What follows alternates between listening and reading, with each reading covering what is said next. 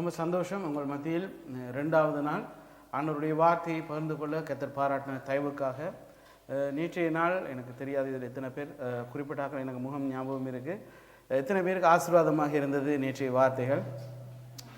உண்மையாகவே எனக்கும் ஆசீர்வாதமாக இருந்தது. இந்த செய்திகளை ஆயத்தப்படுத்தும் போது நான் விசுவாசிக்கிறேன் இன்றைய நாளும் கர்த்தர் எங்களோடு பேசுவார் என்று சொல்லி. எங்கள் வேதாகம கல்லூரியில் ஒவ்வொரு வருஷமும் வாக்குத்தத்தம் என்பதை விட ஒரு கருப்பொருளை அடிப்படையாக கொண்டு அந்த வருடம் முழுவதும் எங்களுடைய டிவோஷன் கடந்து செல்லும். எங்களுக்கு செப்பல் இருக்குது, ஆன்லைன் செப்பல். ஸோ ஒவ்வொரு வருஷமும் நாங்கள் அந்த வார்த்தையை அந்த கருப்பொருளை அடிப்படையாக கொண்டு தான் நாங்கள் காரியங்களை கற்றுக் கொடுப்போம். கடந்த வருஷம் எங்களுக்கு சீஷத்துவத்தின் ஆண்டு.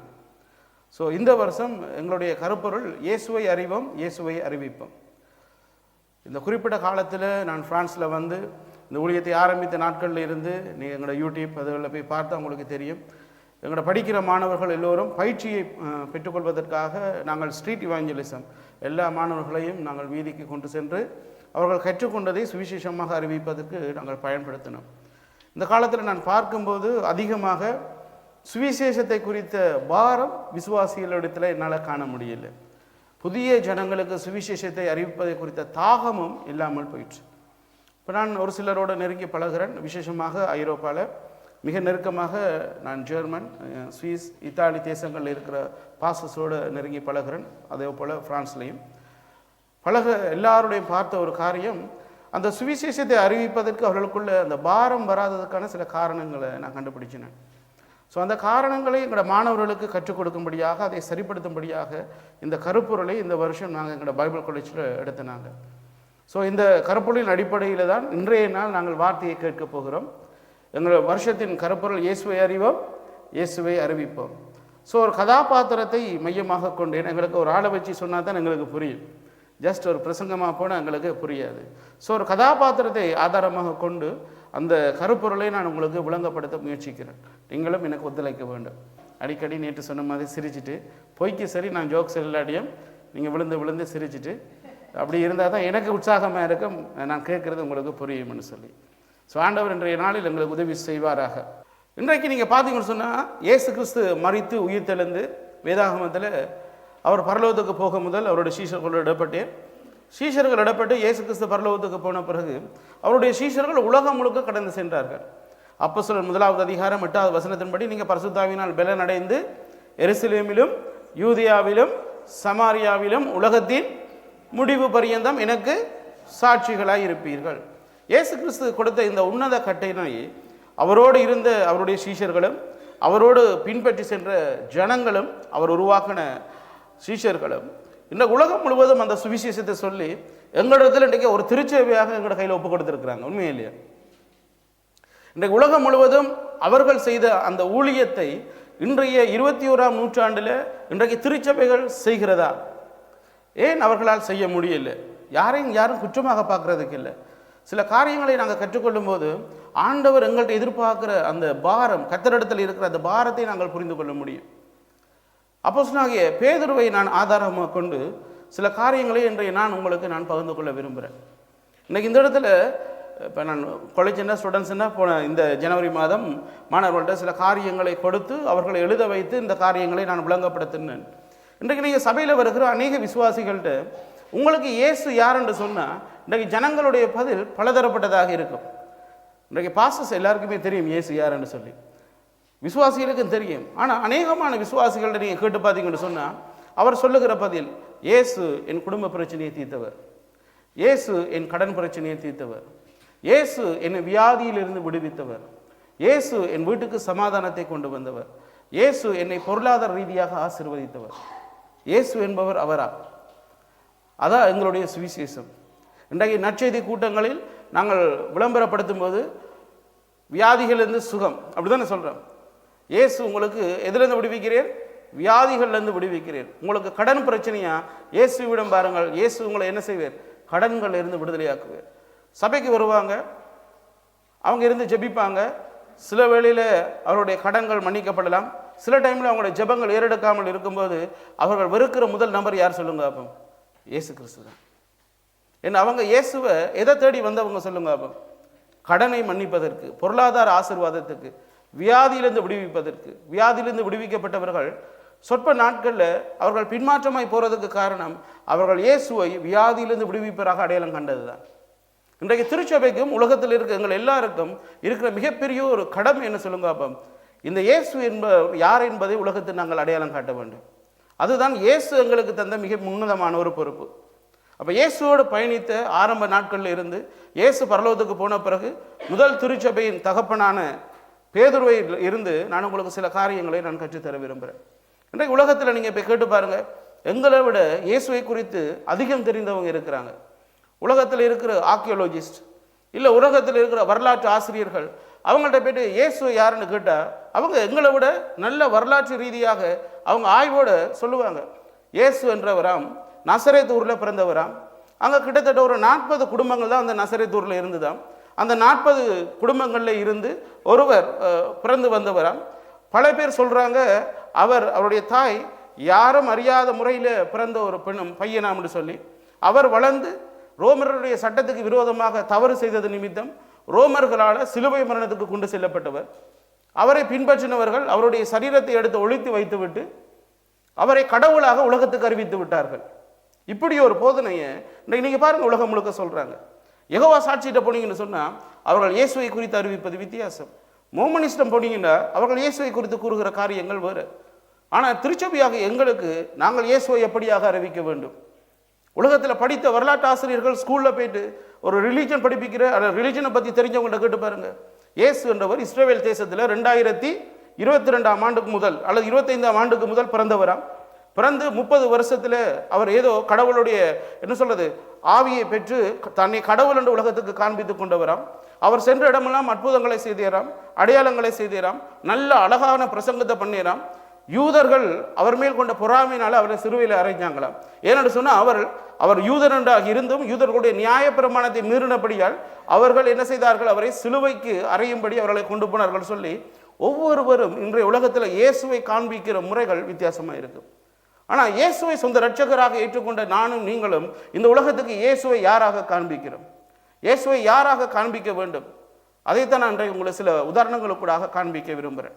பாருங்க, இயேசு பிறந்த இடம் எங்களுக்கு தெரியும், இயேசு வளர்ந்த இடம் எங்களுக்கு தெரியும், அவரது வாழ்க்கை எங்களுக்கு தெரியும். 30 வருஷம் தாய் தகப்பனுக்கு கீழ்ப்படிந்திருந்தேன், 3.5 வருஷம் ஊழியம் செய்தேன்.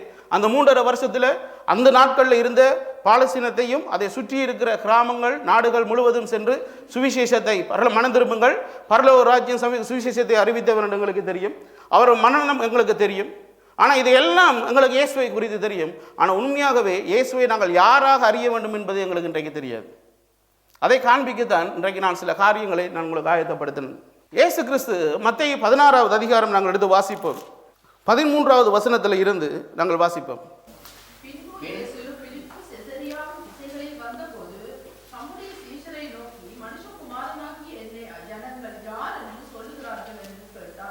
தொடர்ந்து வாசிங்க சார். அதற்கு அவர்கள் சிலர் உம்மை யோவான் ஸ்நானன் என்றும் சிலர் எலியா என்றும் வேறு சிலர் எரேமியா அல்லது தீர்க்கதரிசிகளில் ஒருவர் என்றும் சொல்லுகிறார்கள் என்றார்கள். அப்பொழுது அவர், நீங்கள் என்னை யார் என்று சொல்லுகிறீர்கள் என்று கேட்டார். சீமோன் பேதுரு பிரதியுத்தரமாக, நீர் ஜீவனுள்ள தேவனுடைய குமாரனாகிய கிறிஸ்து என்றான். இயேசு அவனை நோக்கி, யோனாவின் குமாரனாகிய சீமோனே, நீ பாக்கியவான், மாம்சமும் இரத்தமும் இதை உனக்கு வெளிப்படுத்தவில்லை, பரலோகத்தில் இருக்கிற என் பிதா இதை உனக்கு வெளிப்படுத்தினார். மேலும் நான் உனக்கு சொல்லுகிறேன், நீ பேதுருவாக இருக்கிறாய், இந்த கல்லின் மேலே என் சபையை கட்டுவேன், பாதாளத்தின் வாசல்கள் அதை மேற்கொள்வதில்லை. 21 வாசிக்கிறீங்களா? அது முதல் இயேசு தாம் எருசலேமுக்கு போய் மூப்பராலும் பிரதான ஆசாரியராலும் வேத பாரகராலும் பல பாடுகள் பட்டு கொலை உண்டு 3ஆம் நாளிலே எழுந்திருக்க வேண்டும் என்பதை தம்முடைய சீஷர்களுக்கு சொல்லத் தொடங்கினார். அப்பொழுது பேதுரு அவரை தனியே அழைத்து கொண்டு போய், ஆண்டவரே, இது உமக்கு நேரிடக்கூடாதே, இது உமக்கு சம்பவிப்பதில்லை என்று அவரை கடிந்து கொள்ளத் தொடங்கினான்.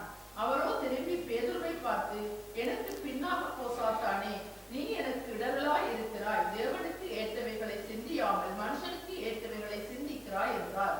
இந்த பகுதியை நாங்கள் வாசிக்கக்குள்ள எங்களை எல்லாருக்கும் தெரிந்த பகுதி தான். தெரிந்த வேத பகுதியை கொண்டு தான் சில காரியங்களை நான் உங்களுக்கு காண்பிக்க விரும்புகிறேன். பேதுரு இயேசுவை குறித்து முதலாக வெளிப்படுத்துகிற இடம், இயேசுவை குறித்த வெளிப்பாட்டை பெற்ற இடம். இந்த இடத்துல இயேசு எங்கே வாரே? செசரியா பிலிப்புக்கு வாரே. அப்படி தானே இருக்குது. செசரியா அந்த பட்டணத்துக்கு வருகிறேன். அந்த இடத்துல நீங்கள் பார்த்தீங்கன்னு சொன்னால் இந்த பட்டணம் மகா ஏரோதனுடைய குமாரனாகிய பிலிப்பு ரோமருடைய பேரரசருடைய பேரோடு இணைத்து தன்னுடைய பேரை இணைத்து அந்த பட்டணத்துக்கு வைத்த பேர் இது. அவர் அந்த பட்டணத்தை தலைநகராக கொண்டு ரோமர்களுடைய நிர்வாக தலைநகராகவும் இந்த பட்டணம் இருந்தது. இந்த பட்டணத்துக்கு தான் இயேசு கிறிஸ்து தன்னுடைய சீஷர்களை அழைத்து கொண்டு போறேன். அவர் பேப்பர்ஸை தான் அந்த இடத்துக்கு போறேன். அந்த இடத்துல போய் இருந்து தன்னை யார் என்று கேட்கும்போது அவருடைய சீஷர்கள் சொல்லுகிற வார்த்தை என்ன? நீரே மெய்யாக தேவனுடைய குமாரனாகிய கிறிஸ்து என்று சொல்லி. உண்மையாகவே கிறிஸ்து என்று சொன்னால் உண்மையாகவே அபிஷேகம் பண்ணப்பட்டவர். இந்த பிலிப்பு என்று சொல்கிறவர் ஏரோதனுடைய மகன். அவர் ராஜாவாக யூதர்களை ஆளுகை செய்யும்படியாக அபிஷேகம் பண்ணப்பட்டவர். அந்த இடத்துல இயேசு தன்னை அவர்கள் புரிந்து கொள்ளும்படியாக கேள்வியை கேட்கிறார். அவர்கள் சொல்லுகிறார்கள் நீர் தேவனுடைய குமாரன் என்று சொல்லி. அப்ப அந்த இடத்துல ஏரோதுவை விட இயேசுவை பேதுரு எப்படியாக அறிவிக்கிறான் சொல்லுங்க. அப்போ தேவனாக, தேவனுக்கு சமானமானவராக, தேவனிடத்திலிருந்து வந்தவராக அவன் அந்த இடத்துல அடையாளம் காணுகிறான். அதே போல அபிஷேகம் பண்ணப்பட்டவராக அந்த இடத்துல அடையாளப்படுத்துகிறான். அதே போல ரோம பேரரசனுடைய பேரும் அந்த இடத்துல இருக்கு. அவருங்க தான் இந்த காலத்தில் 21ஆம் நூற்றாண்டில் உலகத்தை ஆளுகை செய்தவர்கள். தங்களுடைய சட்டத்திட்டங்களால் உலகத்தை கண்ட்ரோல் பண்ணி வச்சிருந்தவங்க. அந்த இருவருடைய ஆளுகைக்குட்பட்ட அந்த பட்டணத்தில் வந்து தன்னை யார் என்று இயேசு கேட்கும்போது தேவனுடைய வெளிப்பாட்டை பெற்று அந்த பேதுரு இயேசுவை எப்படி அடையாளம் காட்டுகிறார் உலகத்துக்கு? நீர் மெய்யாகவே தேவனுடைய குமாரனாகிய கிறிஸ்து என்று காண்பிக்கிறேன்.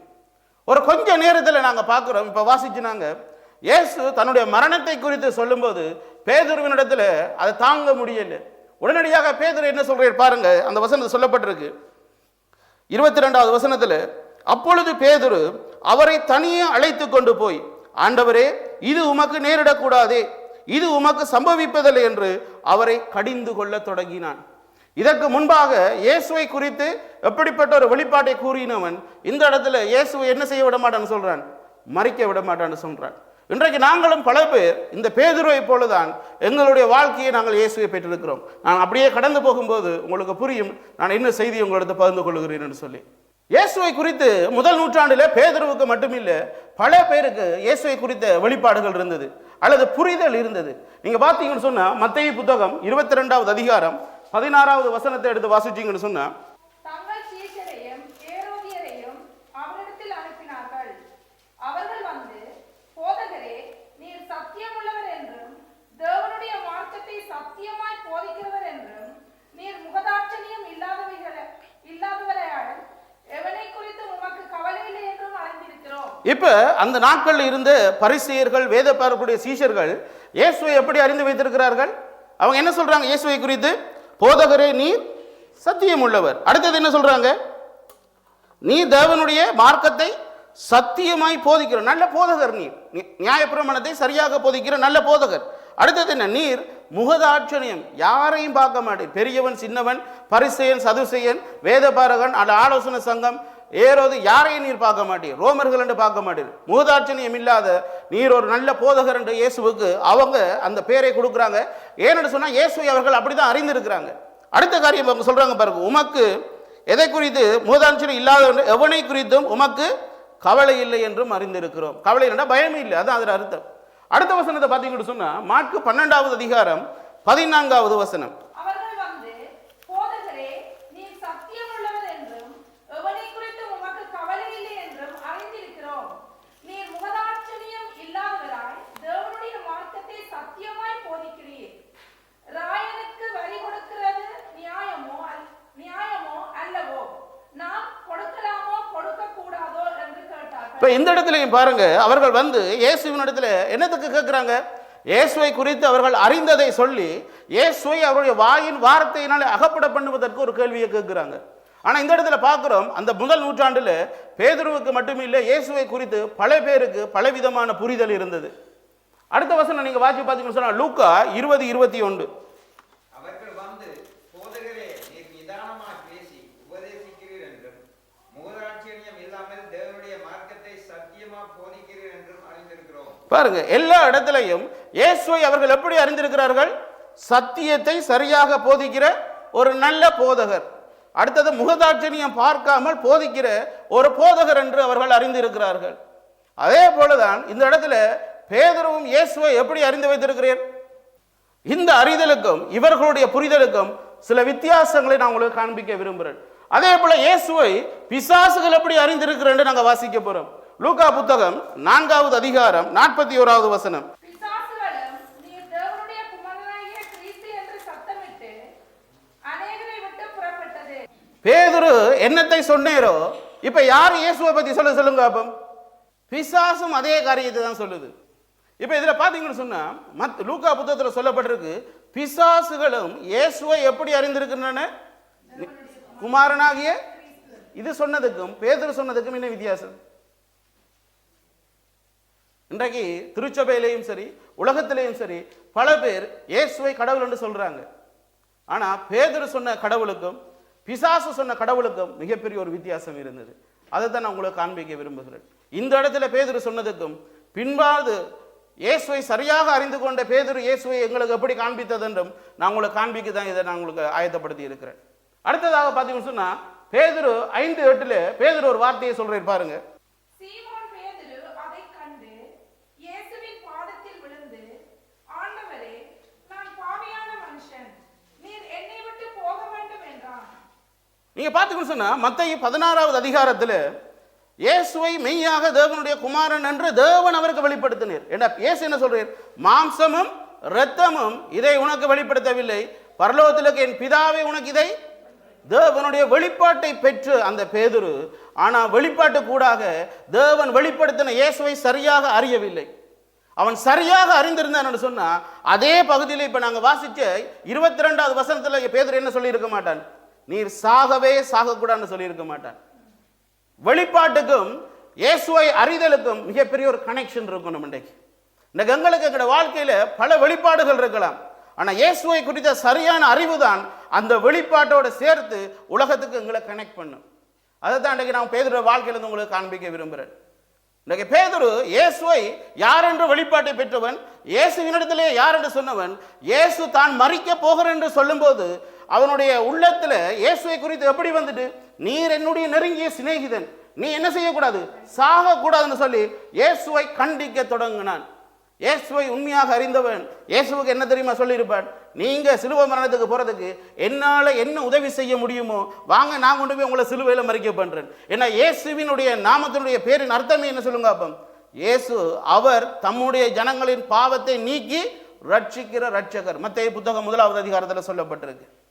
இன்றைக்கு மத்தேயு புத்தகத்தில் ஏன் இந்த மத்தேயு புத்தகத்தில் இருந்து இவ்வளவு காரியம் நான் உங்களுக்கு ஆயத்தப்படுத்திருக்கேன்னு சொன்னா, மத்தேயு புத்தகம் மிக ஒரு அழகான ஒரு புத்தகம் இயேசுவை யார் என்று நாங்கள் புரிந்து கொள்வதற்கு. மத்தேயு புத்தகத்தில் இயேசுவை குறித்து ஒரு சரியான அறிமுகத்தோடு மத்தேயு ஆரம்பிப்பதற்கு காரணம் அந்த வாசகர்கள் இயேசுவை சரியாக புரிந்து கொள்ள வேண்டும். இந்த இடத்துல பேதுருவை நாங்க பார்க்கிறோம், இயேசுவை குறித்த வெளிப்பாட்டை கொண்டவர்.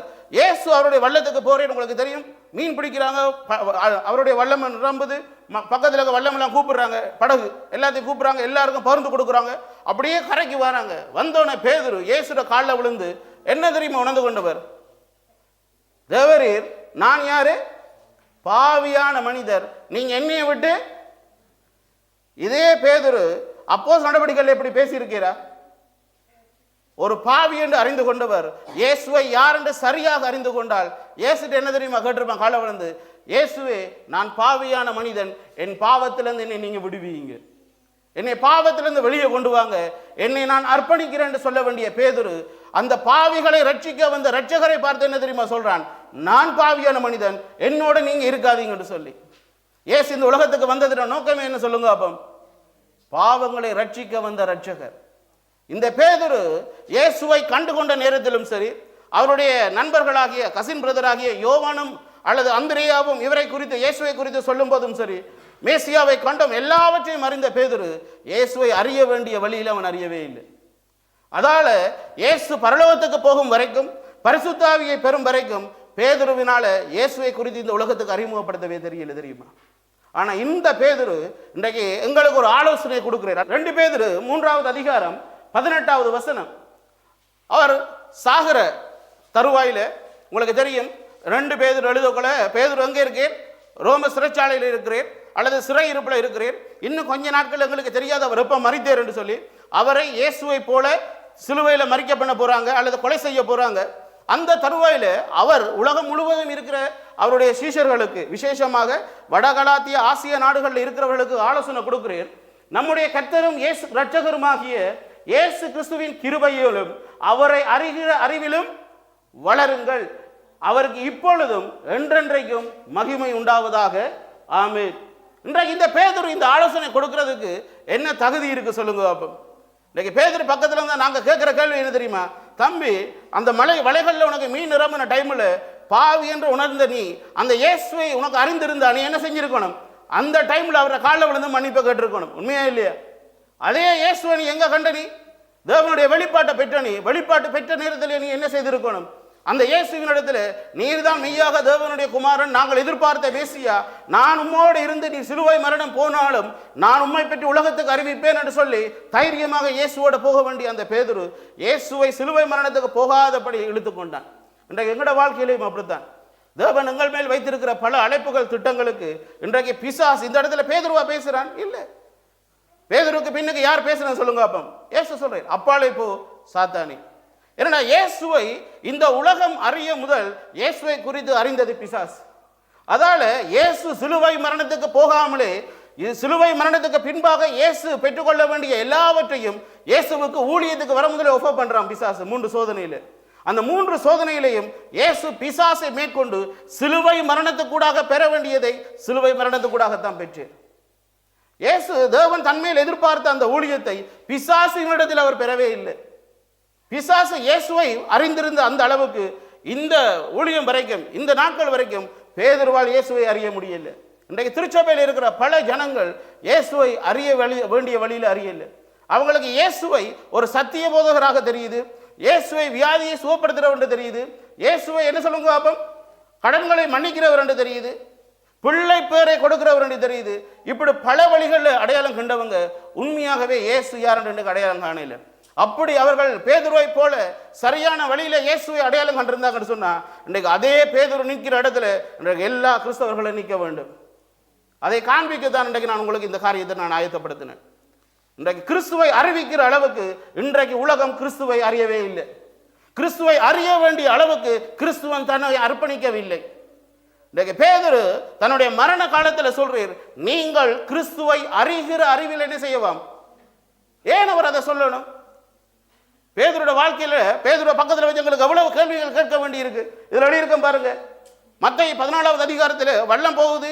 இதற்கு முதல் தான் 3000 பேருக்கு 5000 பேருக்கு ஆகாரத்தை கொடுத்தவர். 10வது 8வது அதிகாரத்தில் இருந்து 9வது அதிகாரம் மட்டும் எவ்வளவு பெரிய அற்புதங்களை செய்தவர். பிசாசுகள் மேல் அதிகாரம், இயற்கையின் மேல் அதிகாரம், சரீரத்தின் மேல் அதிகாரம், எல்லாவற்றின் மேல் இருந்து அதிகாரத்தை வெளிப்படுத்தினவர். இப்ப 14வது அதிகாரம் வரும்போது இன்றைக்கு இயேசுவை பார்க்கிறேன், நான் நடந்து வரவான்னு கேட்கிறேன். கேட்ட அந்த பேதுரு ஒரு கொஞ்சம் ஸ்டெப் வந்தோன்னு என்ன செஞ்சுட்டேன்? தண்ணீர்ல மூழ்கிட்டேன். அவர் இயேசுவை சரியாக அறிந்திருந்தால் அவருக்குள்ள என்ன வந்திருக்காது? பயமும் வந்திருக்காது. அது அற்ப விசுவாசமாக இயேசுவால் அடையாளம் காணப்பட்டும் இருக்காது. இயேசு அவனுக்கு என்ன பேர் வைக்கிறேன் சொல்லுங்க அப்ப இந்த இடத்துல? அற்ப விசுவாசியே, அப்படித்தானே சொல்லப்பட்டிருக்கிறதுல. இன்றைக்கு பேதுரு இயேசுவோட பயணித்து கொண்டிருந்த பேதுரு, இவ்வளவு அற்புத அடையாளங்களை பிரசங்கங்களை கேட்ட பேதுரு, ஆனா ஒரு கொஞ்ச நேரத்தில் தண்ணிக்குள்ள தாண்டிட்டான். அந்த பேதுருக்கு எங்களுக்கு ஆலோசனை சொல்றேன், என்ன தெரியுமா? இயேசுவை அறிய வேண்டிய அறிவில் நீங்க வளருங்க. அடுத்தது பாத்தீங்கன்னு சொன்னா, இயேசுவோடு விழித்திருந்து ஜெபிக்க தெரியாதவர், இயேசுவை யார் என்று இவர் அறிஞ்சிருந்தா, இயேசுவை யார் என்று இவர் சரியாக புரிந்திருந்தா, இயேசு மரிக்கிற தருவாய் மட்டுமல்ல பல நேரங்களில் இவரையும் யாக்கோபையும் யோவானை கூட்டிக் கொண்டு தனித்திருந்து ஜெபிக்க போறீர். இயேசு இவங்களோட சேர்ந்து ஜெபிக்கிறேன், ஆனா இவங்க 3 பேரும் நித்திர கொள்றாங்க. அதுல பிரதானமாக அந்த பேதுரும் என்ன செய்யற சொல்லுங்க அப்போ? நல்லா நித்திரை அடிக்கிறேன். இவர்தான் பாவிகளின் ரட்சகர், இவர்தான் உண்மையாகவே தேவன். இந்த உலகத்துக்கு தேவன் அனுப்பின தன்னுடைய தேவ குமாரன் என்று அறிந்திருந்தால், இந்த உலகத்தையே பாவத்திலிருந்து மீட்க வந்த ரட்சகர் என்று அறிந்திருந்தால் அந்த பேதுரு அந்த நேரத்தில் நித்திர கொண்டிருக்க மாட்டார். இன்றைக்கு திருச்சபைகள் அப்படித்தான் இன்றைக்கு நல்லா நித்திர கொண்டு இருக்கு. இந்த இயேசுவை சரியாக அறிந்திருந்தால் அப்போஸ்தலர் நடவடிக்கைகள் செயற்பட்ட அந்த அப்போஸ்தலர்களை போல முழு திருச்சபையும் விழித்திருந்து ஜெபிக்கும். தெரியுமா? இன்றைக்கு ஏன் கிறிஸ்தவம் அப்படி மங்கி போயிட்டு சொல்லுங்க அப்போ? கிறிஸ்துவை அறிய வேண்டிய வழியில அறியவே இல்லை. அடுத்தது பாத்தீங்கன்னு சொன்னா, இயேசுனுடைய தரிசனத்துக்கு தடையாக இருந்தவர், தேவன் கொடுத்த பிரதானமான தரிசனமே இவர் சிலுவைக்கு போகணும்னு சொல்லி, அந்த பேதுரு எங்களுக்கு சொல்றார், இயேசுவை அறிய வேண்டிய வழியில அறியுங்கன்னு சொல்லி. அதுக்கு அடுத்தது பாத்தீங்கன்னு சொன்னா, மத்தேயு 14வது அதிகாரத்தில் பல முறை 3 தரம் இயேசுவை மறுதளித்தவர். இன்னைக்கு நாங்க இயேசு எங்களுக்காக இயேசுவோட பயணிச்சு எங்களுக்கு கண்ணுக்கு முன்னுக்கு இயேசுவை அறிந்திருந்தால் நாங்க யாராவது இயேசுவை மறுதளிப்போமா? ஏனென்றா எங்களுக்கு பேதுருவை பத்தி தெரியும். பிறகு எங்களை பற்றியும் எங்கள் இருக்கு ஜீவ புத்தகத்தில் எழுதி இவனும் 3 முறை 4 முறை 5 முறை இயேசுவை மறுதலித்தவன் என்று சொல்லி இன்றைக்கு பேதுரு எங்களுக்கு உதாரணமாக இருக்கிறேன். இயேசுவை சரியாக அறிந்திருந்தால் பேதுருவால் இயேசுவை மறுதலித்திருக்க முடியுமா சொல்லுங்க பாப்போம்? முடியவே முடியாது. இன்றைக்கு எங்களோட வாழ்க்கையில இயேசுவை நாங்கள் சரியாக அறியாததன் விளைவுதான் இன்றைய கிறிஸ்தவம் இப்படிப்பட்ட ஒரு வாழ்க்கையை வாழ்ந்து கொண்டிருக்கு. இன்றைக்கு அவர்களுக்கு இயேசு ஞாயிற்றுக்கிழமையில் ஆராதிக்கிற ஒரு கடவுள் மட்டும்தான். இன்றைக்கு இயேசு அவர்களுக்கு கடன்களை மன்னிக்கிற இயேசு மட்டும்தான். இன்றைக்கு உலகத்துக்கு இயேசு பாவங்களை மன்னிக்கிற இயேசுவாக எந்த விசுவாசியும் இன்றைக்கு இயேசுவை தேடி வார இல்லை தெரியுமா? எந்த விசுவாசி நாங்கள் இயேசுவினுடைய திருச்சபைக்கு நான் இந்த வாரம் செய்த பாவத்திலிருந்து என்னுடைய வாழ்க்கையில் இருக்கிற பாவ சுபாவத்திலிருந்து விடுவிக்கிறவர் இந்த இயேசுதான், அவரிடத்தில் நான் ஞாயிற்றுக்கிழமை போக வேண்டும், இந்த பாவத்தை நான் அறிக்கை செய்ய வேண்டும், என்னுடைய பாவங்களை நீக்கிற ரட்சகர் அவர்தான் என்று சொல்லி அவரை தேடி எத்தனை விசுவாசிகள் இன்றைக்கு சபைக்கு வராங்க? காரணம் என்ன சொல்லுங்க பாப்போம்? இன்றைக்கு விசுவாசிகளுக்கு இயேசுண்டா யாருன்னே தெரியல. அப்படி இயேசுவை அறிந்திருந்தால் போற இடமெல்லாம் இயேசுவை பத்தி தான் சொல்லி இருப்பாங்க. இன்னைக்கு நாங்க யாரை பத்தி சொல்றோம் சொல்லுங்க பாப்போம்? இயேசு எனக்கு என்ன செய்தார்? கடனை மன்னிச்சார், பொருளாதாரத்தை மன்னிச்சார், வீடு தந்தவர், பிள்ளையை தந்தவர், எல்லாத்தையும் தந்தவர் சொல்றேன். என்னை பாவத்திலிருந்து விடுவித்தவர் எந்த கிறிஸ்தவன் சொல்லிக் கொண்டு தர்றான் சொல்லுங்க பாப்போம்? நான் இந்த பாவம் செய்தனன், நான் விபச்சாரம் செய்தனன், அதுல இருந்து மன்னித்தவர். நான் களவெடுக்கிற சுபாவத்தில் இருந்தனன், மன்னித்தவர். பொய்யோட செய்யற பாவத்தில் இருந்தனன், என்னை இயேசு விடுவித்தவர் என்று எந்த கிறிஸ்தவன் உலகத்தில் போய் சொல்றான் சொல்லுங்க பாப்போம்? ஏன்னு சொன்னா பாவத்தை மன்னிக்கிற இயேசுவை இன்றைய கிறிஸ்தவம் நேரடியாக சந்திக்கவே இல்லை. அந்த சந்தித்த பேதுரு தான் அப்போஸ்தல நடவடிக்கைகள் எங்களுக்கு முன்பாக மிகப்பெரிய ஒரு ஹீரோவா தெரியுது. இன்றைக்கு ஆண்டவர் என்னையும் உங்களையும் நான் நேற்று சொன்ன பாருங்க, இந்த கால பகுதிக்கு கொண்டு வந்தது இயேசுவை அறிவிக்கிற ஒரு பேதுருவாக பயன்படுத்தத்தான். அன்றைக்கு பேதுரு என்ற நாமம் இருந்தது. இன்றைக்கு எங்கள் ஒவ்வொருடைய நாமமும் இந்த உலகம் முழுவதும் இயேசுவை பற்றி அறிவிப்பதற்காக தேவன் எங்களை நம்பி எங்களை இந்த காலத்தில் எங்களை கொண்டு வந்திருக்கிறேன். ஆமென் சொல்லுவோமா? இன்றைக்கு நாங்கள் எத்தனை பேர் அந்த இயேசுவை இந்த உலகத்துக்கு அறிவிக்க எங்களோட வாழ்க்கையை நாங்கள் அர்ப்பணிச்சிருக்கிறோம் சொல்லுங்க அப்போ? இயேசுவை குறித்த எவ்வளவு காரியங்களை நாங்க பேதுருடைய லைஃப்ல நீங்க பாத்தீங்கன்னு சொன்னா எல்லா இடத்துலையும் ஃபெயில் தான். ஆனா அவன் இயேசுவை முறையாக சந்திக்கிறான். அப்போஸ்தல நடவடிக்கைகளை நாங்க பார்க்க போறோம். இயேசுவை குறித்த பேதுருவுக்கு எப்படி அறிவு வந்தது என்று சொல்லி, இந்த இயேசு பரலோகத்துல போக முதல் உங்களுக்கு தெரியும், சிலுவைக்கு மரிச்ச பிறகு அவர் மரணத்தில் உயிர் தெழுந்து வர்ற டைம்ல கூட பேதுரு எங்க இருக்கிறான்னு சொல்லுங்க அப்போ? இயேசு இதற்கு முன்னே சொன்னார். என்ன சொன்னவர்? நான் மரிக்க போறேன், 3ஆம் நாளில் மறுபடியும் உயிரோட வருவன் என்று சொன்ன அந்த இயேசுவை எல்லாவற்றையும் கேட்ட பேதுருக்கு இப்ப மறுபடியும் எங்க போயிட்டு சொல்லுங்க அப்போ? இயேசுவை சரியாக அறிந்திருந்தால் அந்த இயேசுவை அந்த கொலை செய்த அந்த ஆலோசனை சங்கத்துக்கு நேரடியாக போய் அந்த இயேசு உயிரோடு எழும்பிட்டு என்று சொல்லியிருப்பேன். கல்லறையில போயிட்டு இயேசுவை பார்த்த பிறகு வந்து இயேசு உயிரோடு எழும்பி இருப்பேன் என்று சொல்லியிருப்பேன். ஆனா அந்த பேதுரு எங்க போயிட்டு? கூட இருந்தவங்களை கூட்டிட்டு மீன் பிடிக்க போயிட்டு. இன்றைக்கு நாங்க இயேசுவை அறிய வேண்டிய வழியில் அறிந்தால் இன்றைக்கு பேதுருவை போல எங்களுடைய சுய காரியங்களை நாங்க செய்ய மாட்டோம் தெரியுமா? ஆனா இயேசு மரித்து உயிர் தெழுந்த பிறகு பேதுருவினுடைய அழைப்பை இந்த பூமியில் நிறைவேற்றுவதற்காக இயேசு யோவான் புத்தகத்தில் சொல்ற, என் மந்தைகளை மேய்ப்பாயாக, அந்த மேய்ப்ப ஊழியத்தை அவர் செய்யணும் என்று சொன்னார். அவர் மேய்ப்பனை தனக்கு சபையை தந்து அந்த இயேசுவை அறிய வேண்டும், அந்த இயேசுவை உலகத்துக்கு அறிவிக்க வேண்டும். நீங்கள் பெலன் அடைந்து எருசலேமிலும் யூதியாவிலும் சமாரியாவிலும் உலகத்தின் முடிவு பரியந்தம் என்னை அறிவிக்க வேண்டும், எனக்கு சாட்சியாக வர வேண்டும் என்று சொன்னால் அந்த இயேசுவை இவர் முன்பாக அறிந்த பேதுருவாய் இருந்தால் அறிவிக்க முடியாது. அற்ப விசுவாசத்தில் இயேசுவை அறிவிக்க முடியாது. நான் பாவி என்னை விட்டு போங்க என்று சொன்னவன் இயேசுவை போய் உலகத்தில் அந்த இயேசுவை தேடி வாங்க சொல்ல முடியாது. 4000 பேருக்கு 3000 பேருக்கு 5000 பேருக்கு ஆகாரத்தை கொடுத்த இயேசுவை பார்த்தவன் இன்றைக்கு மற்றவர்கள் பசி பட்டினியால் இருக்கக்கூட இயேசு அற்புத அடையாளங்களை செய்த போது அந்த இடத்துல வராது விசுவாசம். ஆனா இயேசு அப்போஸ்தல நடவடிக்கைகள் 3வது அதிகாரத்தில் அந்த விசுவாசம் வெளியே வருது. இதெல்லாம் எங்க வந்தது தெரியுமா? நாங்கள் எடுத்து வாசிப்போம். லூக்கா 24:42 இருந்து வாசிக்கிறீங்க.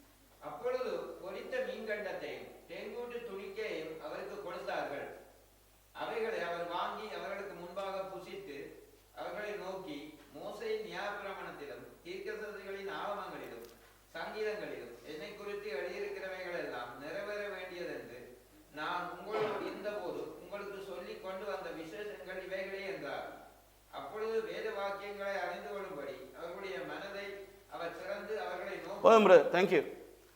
இதுக்கு முதல் பேதுரு இயேசுவை அறிந்த விதத்துக்கும் பரலோகத்திலிருந்து எழும்பி மரணத்தில் எழும்பி இயேசு உயிர் தெழுந்து பேதுருவை சந்தித்து இதற்கு முதல் அவர் டீச் பண்ண எல்லாவற்றையும் அவர் மனதில் சரியாக அறிய வேண்டிய விதத்தில் அறிவதற்கு இயேசு என்ன செய்தாராம்? மனதை திறந்து விட்டீராம்.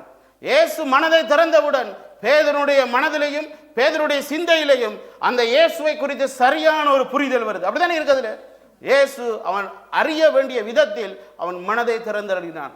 இன்றைக்கு எத்தனை பேருக்கு உங்களோட மனதை இயேசு தன்னை அறிய வேண்டிய வழியில் அறிவதற்கு திறந்திருக்கிறேன்? இயேசு மனதை திறப்பதற்கு நாங்கள் எத்தனை பேர் இந்த வேதத்தை நாங்கள் வாசித்து இருக்கிறோம்? இன்னைக்கு பைபிளில் 66 புத்தகம் இருக்கு. அது 2 பகுதியாக பிரிஞ்சிருக்கு. இத்தனை ஆசிரியர்கள் எழுதி இருக்கிறாங்க. ஒரே ஒரு புறஜாதியாக தான் அந்த புத்தகத்தில் இருக்கான். மற்றவங்க எல்லாரும் யூதர்கள் தான். எல்லாவற்றையும் சொல்ல தெரிந்த எங்களுக்கு இயேசுவை பற்றி சரியாக சொல்ல தெரியல. ஏனென்றா அந்த இயேசுவை இன்றைய கிறிஸ்தவம் அறியவே இல்லை. என் அப்பா சர்ச்சுக்கு போறேன், நான் சர்ச்சுக்கு போறேன். என் அம்மா சர்ச்சுக்கு போறாங்க, நான் சர்ச்சுக்கு போறேன். என் அம்மா அப்பா பாஸ்டரா இருக்கிறாங்க, நான் சபையில ஊழியம் செய்கிறேன். இன்றைக்கு நான் சபையில பிறந்தபடியே நான் சபையில வாழ்றேன். நாங்கள் அதற்காக கிறிஸ்தவனாக இருக்கவே முடியாது. நான் கிறிஸ்துவை அறிந்ததனால் நான் கிறிஸ்தவனாக இருக்கிறேன். நான் கிறிஸ்துவை பின்பற்றுவதனால் நான் கிறிஸ்தவனாக இருக்கிறேன். நாமே சொல்லுவோமே. இன்றைக்கு அப்படிப்பட்ட திருச்சபையை, அப்படிப்பட்ட விசுவாசியை இயேசு தேடிக்கொண்டிருக்கிறேன் தெரியுமா? என்று அப்படிப்பட்ட ஒரு விசுவாசியினால் தான் இயேசுவை இந்த உலகத்துக்கு இரட்சகராக, இந்த உலகத்தின் மீட்பராக பிரகடனப்படுத்த முடியும். இன்றைக்கு நாங்கள் எத்தனை பேர் இயேசுவை அறிவிக்கத்தக்க வழியில் இயேசுவை அறிந்திருக்கிறோம் சொல்லுங்க. அப்போ இன்றைக்கு நாங்கள் இயேசுவை அறிந்தோம்னு சொன்னால், இன்றைக்கு எங்களுக்கு இருக்கிற வேலை பளுவாக இருந்தாலும், எப்படிப்பட்ட போராட்டங்களாக இருந்தாலும், இன்றைக்கு சபைக்குள்ள ஊழியம் செய்வதற்கு சண்டை பிடிக்கிறது காரணமே இயேசுவை சரியா அறியல. நான் பாஸ்டரா, நீ பாஸ்டரா, நான் பாஸ்டரா, நீ அசிஸ்டன்ட் பாஸ்டரா, நான் மூப்பரா, அவர் மூப்பரா, நான் ஆராதனை செய்யறதா, இவர் ஆராதனை செய்ய. இன்றைக்கு ஃபுல் பீட்டுக்கு சண்டை பிடிக்க மாட்டான் ஒரு கிறிஸ்தவனும். ஏன்னா இந்த பேதுருடைய வாழ்க்கையிலிருந்து சில உதாரணங்களை நான் காண்பிக்க விரும்புகிறேன். அவன் ஏன் இயேசுவை எங்களுக்கு அறிய வேண்டிய விலையில் அறிய சொன்னான் என்று சொல்லி. இயேசு தன்னோடு இருக்கக்குள்ள 3.5 வருஷமும் இயேசுவோட பயணித்தவன், அதிகமாக இயேசுவினால் நேசிக்கப்பட்டவன், அதிக தரம் இயேசுவினால் கண்டிக்கப்பட்டவன், இயேசுவினுடைய எல்லாவற்றையும் நெருங்கி அறிந்திருந்தவன். என் அப்போஸ்தலனுடைய 1வது அதிகாரத்தில் சொல்லப்பட்டிருக்கு, இயேசு ஊழியத்துக்கு வந்ததில் இருந்து அவர் பரலோகத்துக்கு போகும் வரைக்கும் அவரோட கூட இருந்தவர்களில் ஒருவரை எங்கள் 12 பேரில் ஒருவராக நாங்கள் தெரிவு செய்வோம்னு சொல்லி. அப்ப பேதுருவுக்கு எல்லாமே தெரிந்த அந்த பேதுரு, ஆனா இயேசு மரித்து உயிர் தெழுந்தும் அந்த இயேசுவை உலகத்துக்கு அறிவிக்கத்தக்க ஒரு மனிதனாக தன்னை அர்ப்பணிக்காமல் ஓடி போய் தன் பழைய தொழிலுக்கே போயிட்டான். இன்றைய கிறிஸ்தவர்கள் அப்படித்தான். தங்களுக்கு இயேசுவை எப்படி அறிய வேண்டுமோ, எப்படி தெரிய வேண்டுமோ, இயேசுவினிடத்தில் எதை பெற்றுக்கொள்ள வேண்டுமோ அந்த கால பகுதியில் இயேசுவோட பயணிக்கிறாங்க, திருச்சபையில் இருக்கிறாங்க. தங்களுக்கு கிடைக்க வேண்டியது கிடைத்தவுடன் தங்கள் சொந்த வழிகளில் எல்லாருமே போக ஆரம்பிச்சிட்டாங்க. ஆனா இயேசுவை இன்றைய கிறிஸ்தவம் சரியாக அறிந்திருந்தால் அவங்க அப்படி போக மாட்டாங்க தெரியுமா? அதான் பேதுரு சொல்றேன், நான் உங்களுக்கு ஆலோசனை சொல்லுகிறேன். நான் இயேசுவோடு இருந்த நாட்கள்ல நான் இயேசு அறியல, இயேசுவோட பயணிச்ச நாட்கள்ல நான் இயேசு அறியல, இயேசு அற்புத அடையாளங்கள் செய்யும் போது நான் இயேசு அறியல, இயேசு தண்ணீர நடக்கக்குள்ள நான் இயேசு அறியல, இயேசு தன் மரணத்தை பத்தி சொல்லும் போது நான் இயேசுவை அறியல, 3 நாளைக்குள்ள இதை மறுபடியும் கட்டுவேன் என்று சொல்லும் போது நான் இயேசுவை அறியல, அவர் மரித்து அவருடைய சரீரத்தை நான் கல்லறையில் போய் பார்த்தேன், அங்க இல்லை, அப்போது கூட நான் இயேசுவை அறியல. ஆனா இயேசுவை நான் அறிய வேண்டிய முறையில் அறிய வழியில இயேசுவின் மனதை திறந்தேன். அப்ப நான் அவர் சொன்னது எல்லாவற்றையும் நினைவு கூர்ந்தேன். இந்த வசனம் சொல்லப்பட்டிருக்கு பாருங்க, அப்பொழுது வேத வாக்கியங்களை அறிந்து கொள்ளும்படி அவர்களுடைய மனதை அவர் திறந்து அவர்களை நோக்கி எழுதியிருக்கிறபடி கிறிஸ்து பாடுபடவும் 3ஆம் நாள் மரித்தோரிலிருந்து எழுந்திருக்கவும் வேண்டியதாயிருக்கிறது. அன்றியும் மனம் திரும்புதலும் பாவ மன்னிப்பும் எருசலேம் தொடங்கி சகல தேசத்தாருக்கும் அவருடைய நாமத்தினாலே பிரசங்கிக்கப்படவும் வேண்டியது. நீங்கள் இவைகளுக்கு சாட்சிகளாய் இருக்கிறீர்கள். இப்ப இயேசுவை அறிய வேண்டிய வழியில இங்கு அறிந்த பேதுரு இதற்கு முதல் இயேசுவை குறித்து பேசினதுக்கும், அந்த இயேசுவை மறுதலித்த இடத்துல பேசினதுக்கும், இயேசுவை மறிக்க மாட்டேன் என்று சொன்ன இடத்துல பேசினதுக்கும், அந்த படகுல இயேசு என்னை விட்டு போங்க என்று சொன்ன இடத்துல அவன் பேசின வார்த்தைக்கும், அப்போஸ்தல நடவடிக்கைகளில் பேதுரு பேசினதுக்கும் மிகப்பெரிய ஒரு வித்தியாசம் வந்தது.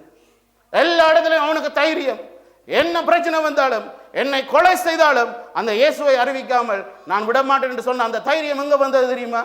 அவனுக்குள்ள இருந்த பரிசுத்த ஆவியானவர் மட்டும் இல்லை, அவனுக்கு இயேசுவை குறித்த அறிவு. இன்றைக்கு நானும் நீங்களும் இயேசுவை எந்த அளவுக்கு அறிந்து வைத்திருக்கிறோம் எங்களுடைய வாழ்க்கையில? இதுவரைக்கும் நீங்க பாத்தீங்கன்னு சொன்ன சுவிசேஷ புத்தகங்கள்ல எங்கேயுமே அந்த மத்தேயு 16வது அதிகாரம் வசனத்தை தவிர எங்கேயுமே அவனை இயேசுவை பணிந்து கொண்டவன் பல இடங்கள்ல. ஆனா இன்றைக்கு இயேசுவை விட்டுட்டு ஓடி போறான். நீங்க மத்தேயு புத்தகத்துல அழகாக எழுதப்பட்டிருக்கு, இயேசுவை பணிந்து கொண்டார்கள் என்று இருக்கு. இன்றைக்கு அப்படி எல்லாவற்றிலும் தவறளித்த பேதுரு எனக்கும் உங்களுக்கு சொல்லுகிற ஆலோசனை என்ன தெரியுமா? நீங்கள் இந்த காலத்திலேயே இயேசுவை அறியுங்கள். ஏன்னு சொன்னா இந்த காலம் பொன்னானது. நான் காலத்தை வேஸ்ட் பண்ணிட்டேன், ஆனா நீங்க காலத்தை வேஸ்ட் பண்ணாதீங்க. அடுத்த வசனத்தை நீங்க பாத்தீங்கன்னு சொன்னா அப்போஸ்தல நடவடிக்கைகள் 2வது அதிகாரம் 14 இருந்து ஒருக்கா வாசிப்போமா? அப்பொழுது பேதுரு 11 கூட நின்று அவர்களை நோக்கி உரத்த சத்தமாய், யூதர்களே, எருசலேமில் வாசம் பண்ணுகிற ஜனங்களே, நீங்கள் எல்லாரும் அறிந்து கொள்வீர்களாக, என் வார்த்தைகளுக்கு செவி கொடுங்கள். நீங்கள் நினைக்கிறபடி இவர்கள் வெறி கொண்டவர்கள் அல்ல. பொழுது விடிந்து 3ஆம் மணி வேளையாய் இருக்கிறது. தீர்க்கதரிசியாகிய யோவேலினால் உரைக்கப்பட்டபடியே இது நடந்திருக்கிறது. கடைசி நாட்களில் நான் மாமிசமான யாவர் மேலும் என் ஆவியை ஊற்றுவேன். அப்பொழுது உங்கள் குமாரரும் உங்கள் குமாரத்திகளும் தீர்க்க தரிசனம் சொல்லுவார். இந்த 21 வசனங்களை நீங்க வாசிச்சு பாத்தீங்கன்னு சொன்னா, இதுக்கு முதல் அவருக்கு வேதத்துல இயேசுவை குறித்து இப்படியெல்லாம் சொல்லி இருக்குன்னு எங்கேயாவது வாய் சொன்னீரா? இயேசுட்ட எங்கேயுமே சொல்லல. ஆனா இயேசுவை சரியாக அறிய வேண்டிய இடத்துல அவர் அறிந்தோன்னு பரிசுத்தாவி வந்த பிறகு இன்றைக்கு எல்லாரும் சொல்றாங்க இவன் கல்லாதவன் என்று சொல்றாங்க. பேதுரு கல்லாதவன் இல்லை. இயேசுவினுடைய பேரே சத்தியமா, அப்படித்தானே? நானே சத்தியம். அந்த சத்தியத்துல இருந்து இந்த உலகத்தில் இருக்கிற சிறந்த பைபிள் காலேஜில் 3 வருஷம் படிச்ச பேதுரு தெரியுமா? இன்னைக்கு பல பேருக்கு பேதுருவை குறித்த வரலாறு தெரியாது. பேதுரு படிக்காதவன் சொல்றாங்க. பவுலை விட இயேசுவோட கூட இருந்து அதிகம் படித்தவன் பேதுரு தான். இயேசுவினுடைய விருப்பங்கள், இயேசுவினுடைய எதிர்பார்ப்புகள் எல்லாவற்றையும் பவுலை விட அதிகமாக தெரிந்தவன் பேதுரு தான். ஏன்னா வேதம் எங்களுக்கு அழகாக அதெல்லாம் காட்டுது. அந்த 3 வருஷம் அவர்கிட்ட கற்றுக்கொண்டதை அறிந்து கொள்வதற்கேற்ற இருதயத்தை கர்த்தர் அவனுக்கு திறந்ததன் விளைவு இன்றைக்கு இந்த இடத்துல பாத்தீங்கன்னு சொன்னா, இதற்கு முதல் எதையும் பேசாத பேதுரு இப்ப மாம்சமான யாவர் மேலும் என் ஆவியை ஊற்றுவேன், அந்நாட்களில் உங்களோட வாலிபர்கள், உங்களோட குமாரர்கள், மூப்பர்கள் என்னெல்லாம் செய்வாங்கன்னு தீர்க்க தரிசனத்தில் சொல்லப்பட்டது எல்லாவற்றையும் பரிசுத்தாவியையும் இயேசுவை இணைத்து பேசுகிற அளவுக்கு இயேசுவை குறித்து அந்த அறிவு வந்துச்சு. பழைய ஏற்பாட்டில் சொல்லப்பட்ட அந்த இயேசுதான், அந்த ஆவியின் வாக்குத்தத்தத்தை நிறைவேற்ற வந்த அந்த இயேசு இவர்தான் என்று சொல்லி இயேசுவையும் பரிசுத்தாவியையும் இயேசுவையும் தீர்க்க தரிசன புத்தகங்களையும் இணைக்கத்தக்க அறிவு பேதுருவுக்கு அப்படி வந்தது. இன்றைக்கு எங்களுக்கு இயேசுவை அப்படி இணைக்க தெரிகிறதா? இந்த உலகத்துக்கு இயேசுவை அப்படி அறிவிக்க தெரிகிறதா? நீங்க பாருங்க, அடுத்த பகுதியில் 22 இருந்து 31 மட்டும் வாசிச்சுங்கன்னு சொன்னா, இஸ்ரவேலரே, நான் சொல்லும் வார்த்தைகளை கேளுங்கள். நீங்கள் அறிந்திருக்கிறபடி நசரேயனாகிய இயேசுவை கொண்டு தேவன் உங்களுக்குள்ளே பலத்த செய்கைகளையும் அற்புதங்களையும் அடையாளங்களையும் நடப்பித்து அவைகளினாலே அவரை உங்களுக்கு வெளிப்படுத்தினார். அப்படி இருந்தும் தேவன் நிர்ணயித்திருந்த ஆலோசனையின்படியையும் அவருடைய முன்னறிவின்படியையும் ஒப்புக் கொடுக்கப்பட்ட அந்த இயேசுவை நீங்கள் பிடித்து அக்கிரமக்காரருடைய கைகளினாலே சிலுவையில் ஆணியடித்து கொலை செய்தீர்கள். தேவன் அவருடைய மரணவாதிகளின் கட்டை அவிழ்த்து அவரை எழுப்பினார். அவர் மரணத்தினால் கட்டப்பட்டிருக்க கூடாது இருந்தது. அவரை குறித்து தாவீது, கர்த்தரை எப்பொழுதும் எனக்கு முன்பாக நிறுத்தி நோக்கி கொண்டிருக்கிறேன், நான் அசைக்கப்படாதபடி அவர் என் வலது பார்சத்திலே இருக்கிறார். அதனாலே என் இருதயம் மகிழ்ந்தது, என் நாவு கழிவுண்டது, என் மாமிசமும் நம்பிக்கையோடைய தங்கியிருக்கும். போதும். இந்த பகுதியில் பாருங்க எழுதப்பட்டிருக்கு, இந்த 22 இருந்து 31 வரைக்கும் இயேசுவை எப்படி பேதுரு அறிவிக்கிறார் என்று சொல்லி, இந்த இயேசுதான் உயிர்த்தெழுந்த இயேசு, பரலோகம் சென்ற இயேசு கிறிஸ்து, இயேசுவே வாக்களிக்கப்பட்ட இயேசு அல்லது அபிஷேகம் பண்ணப்பட்டவர். இதற்கு தாவீதின் சங்கீதத்தை கனெக்ட் பண்ணி பேசுற இந்த இடத்துல. இதற்கு முதல் இதே பேதுரு எப்படி இருந்தவர்? இப்ப ஒரு வசனத்துல சொல்றாரு பாருங்க, இஸ்ரவேலரே, நான் சொல்லும் வார்த்தைகளை கேளுங்கள். நீங்கள் அறிந்திருக்கிறபடி நசரேயனாகிய இயேசுவை கொண்டு தேவன் உங்களுக்குள்ளே பலத்த செய்கைகளையும் அற்புதங்களையும் அடையாளங்களையும் நடப்பித்து அவைகளினாலே அவரை உங்களுக்கு வெளிப்படுத்தினேன். ஏன் பேதுருக்கு வெளிப்படுத்தலையே? 4 சுவிசேஷ புத்தகத்திலே பேதுரும் கூட தானே இருந்தேன். இன்றைக்கு நாங்கள் பேதுருட்ட இருந்து அப்படித்தானே கேள்வி கேட்போம், தம்பி அப்ப 4 சுவிசேஷ புத்தகம் நீ என்ன செஞ்சீன்னு சொல்லி. அப்ப பேதுரு உங்களுக்கு என்ன தெரியுமா சொல்லுவார்? அப்ப உண்மையாகவே நான் இயேசுவை யாரென்று அறியலை. ஆனா இயேசுவை நான் அறிந்தவுடன் இயேசுவை நான் என்னால் என்ன செய்ய முடியல? அறிவிக்காமல் இருக்க முடியவில்லை. இயேசுவை யார் என்று அறிந்தவுடன் அவருக்காக என்னால் ஓடாமல் இருக்க முடியவில்லை. இன்றைக்கு நாங்க இயேசுவை எப்படி அறிந்திருக்கிறோம்? எங்களோட வாழ்க்கையில எங்களுக்கு இயேசுவை யார் என்று தெரியும்? இன்றைய கிறிஸ்தவத்துக்கு பேதுரு இயேசுவை அறிந்தவுடன் அந்த முதல் நூற்றாண்டில் உங்களுக்கு தெரியும், அந்த இடத்துல வந்த யூதர்கள் எவ்வளவு பெரிய கல்விமான்கள், அங்க இருந்த பரிசேயர்கள், சதுசேயர்கள் எல்லாருக்கும் போதிக்கத்தக்க நியாய பிரமாணத்தை எடுத்து இவர்தான் இயேசு என்று கனெக்ட் பண்ணி பேசத்தக்க அளவுக்கு இயேசுவை அறிந்த அந்த பேதுரு இன்றைக்கு எங்களை பார்த்து கேட்கிறீர், நீங்கள் இயேசுவை அறியக்கூடிய வழியில நீங்க அறியுங்க. இயேசுவை அறியாமல் உங்களால் என்ன செய்ய முடியாது? இயேசுவை அறிவிக்கவே முடியாது. அதன் பிறகு பார்த்தீங்கன்னு சொன்னா, 32 36 மட்டும் அந்த இயேசுதான் இந்த பூமியை ஆளுகை செய்கிறார் என்று சொல்றேன்.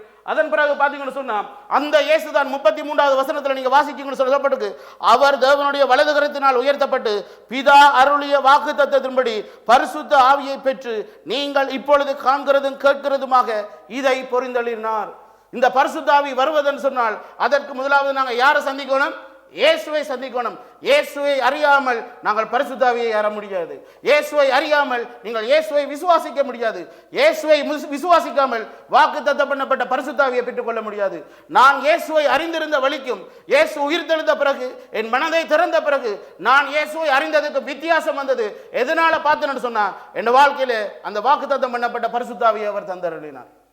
இன்றைக்கு நாங்கள் அந்நிய பாஷை பேசுறோம், எங்களால் தேவனுடைய வரங்கள் கிரியை செய்து கொண்டிருக்கிற சபையில. ஆனால் இன்றைக்கு உண்மையாகவே இயேசுவை அறிவிக்கத்தக்க முறையில் இயேசுவை அறிந்திருக்கிறோமா? பரிசுத்த ஆவி இன்றைக்கு எங்களுக்கு சாட்சியாக இருக்கிறீரா? எங்களை சாட்சியாக உலகத்துக்கு பயன்படுத்துகிறீரா?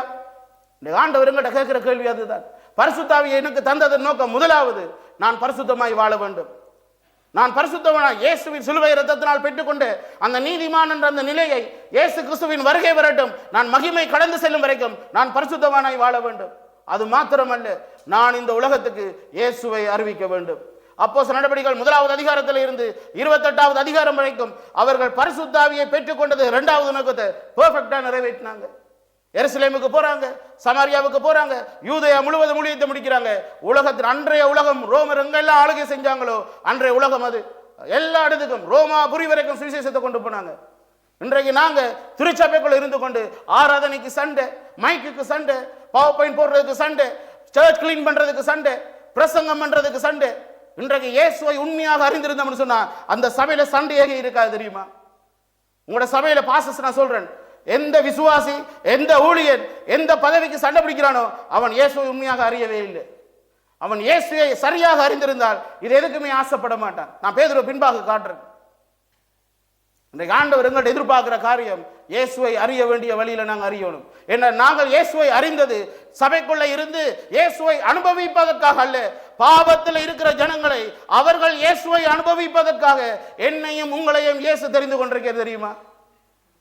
இன்றைக்கு நாங்கள் திருச்சபைக்குள்ள இருந்து கொண்டு எவ்வளவு கோல்மால் செஞ்சு கொண்டிருக்கிறோம் தெரியுமா? அடுத்த பகுதியை பார்த்தீங்கன்னு சொன்னா லூக்கா 24 சொல்லப்பட்டிருக்கு, அவர் உயிர் தெழுந்த பிறகு கூட நீங்க வாசிச்சு பாருங்க. லூக்கா 24 19வது வசனத்துல அவர் எவைகள் என்றார், அதற்கு அவர்கள் நசரேயனாகிய இயேசுவை குறித்தவைகளே. அவர் தேவனுக்கு முன்பாகவும் ஜனங்கள் எல்லாருக்கும் முன்பாகவும் செய்கையிலும் வாக்கிலும் வல்லமையுள்ள தீர்க்கதரிசியாய் இருந்தார். நம்முடைய பிரதான ஆசாரியரும் அதிகாரிகளும் அவரை மரண ஆக்கினைக்குட்படுத்தி சிலுவையில் அறைந்தார்கள். அவரே இஸ்ரவேலை மீட்டு ரட்சிப்பவர் என்று நாங்கள் நம்பியிருந்தோம். இவைகள் சம்பவித்து இன்று 3 நாளாகிறது. ஆனாலும் உங்கள் கூட்டத்தை சேர்ந்த சில ஸ்திரீகள் அதிகாலமே கல்லறிடத்துக்கு போய் 21வது வசனத்தை வாசிங்க. அவரே இஸ்ரவேலை மீட்டு ரட்சிப்பவர் என்று நாங்கள் நம்பியிருந்தோம். இவைகள் சம்பவித்து இன்று 3 நாளாகிறது. இவங்க எப்படி நம்பி இருக்கிறாங்க? இயேசு உயிர் தெழுந்த பிறகு கூட சரீரம் இல்லை. இப்ப அவங்களுக்கு என்ன வந்திருக்கணும்? இயேசு பேசிய வார்த்தைகள் அவங்களோட அறிவுல புலப்பட்டிருக்கணும். ஆனா அவங்க இயேசு எப்படி அறிஞ்சிருக்காங்களாம்? தீர்க்கதரிசியாக அறிஞ்சிருக்காங்களாம். அந்த ரோமர்களுடைய பிடியில இருந்தும் அந்த ஏரோதனுடைய ஆட்சியில இருந்தும் தங்களை மீட்கிற ஒரு மீட்பர் என்று அவங்க அறிஞ்சிருக்கிறாங்க. இதே வார்த்தையை தான் அப்போஸ்தலர் நடபடிகள் 1வது அதிகாரம் 6வது வசனத்துல எங்க கேட்பாங்க, எப்பொழுது இஸ்ரவேலுக்கு ராஜ்யத்தை தருவீர்? இன்னைக்கு நாங்க அப்படித்தான் கேட்டுட்டு இருக்கோம் தெரியுமா? எப்ப எனக்கு பாஸ்டர் பதவியை தருவீங்க? எப்ப எனக்கு மூப்பர் பதவியை தருவீங்க? இயேசுவை சரியாக அறிந்து கொண்டால், இயேசுவை அறிவிக்கத்தக்க பரிசுத்த ஆவியை பெற்றுக்கொண்டால் இது எதுக்குமே நீங்க ஆசைப்பட மாட்டீங்க தெரியுமா? இன்றைக்கு பேதுரு எங்களுக்கு மிகப்பெரிய ஒரு முன்மாதிரியாக இருக்கிறார். இந்த பேதுரு இந்த உலகத்தின் முதல் திருச்சபை தலைவர் மட்டுமில்லை, இயேசுவை முதலாக முழுமையாக அறிந்த ஒரு ஆவிக்குரிய தலைவன் தெரியுமா? அதனாலதான் இயேசு அந்த சபையை பராமரிப்பதற்கும் அந்த சபையை கட்டுவதற்கும் இந்த உலகத்துக்கு தன்னை அறிவிப்பதற்கும் அவர் முதலாவது தெரிந்து கொண்ட பாத்திரம் அந்த பேதுரு.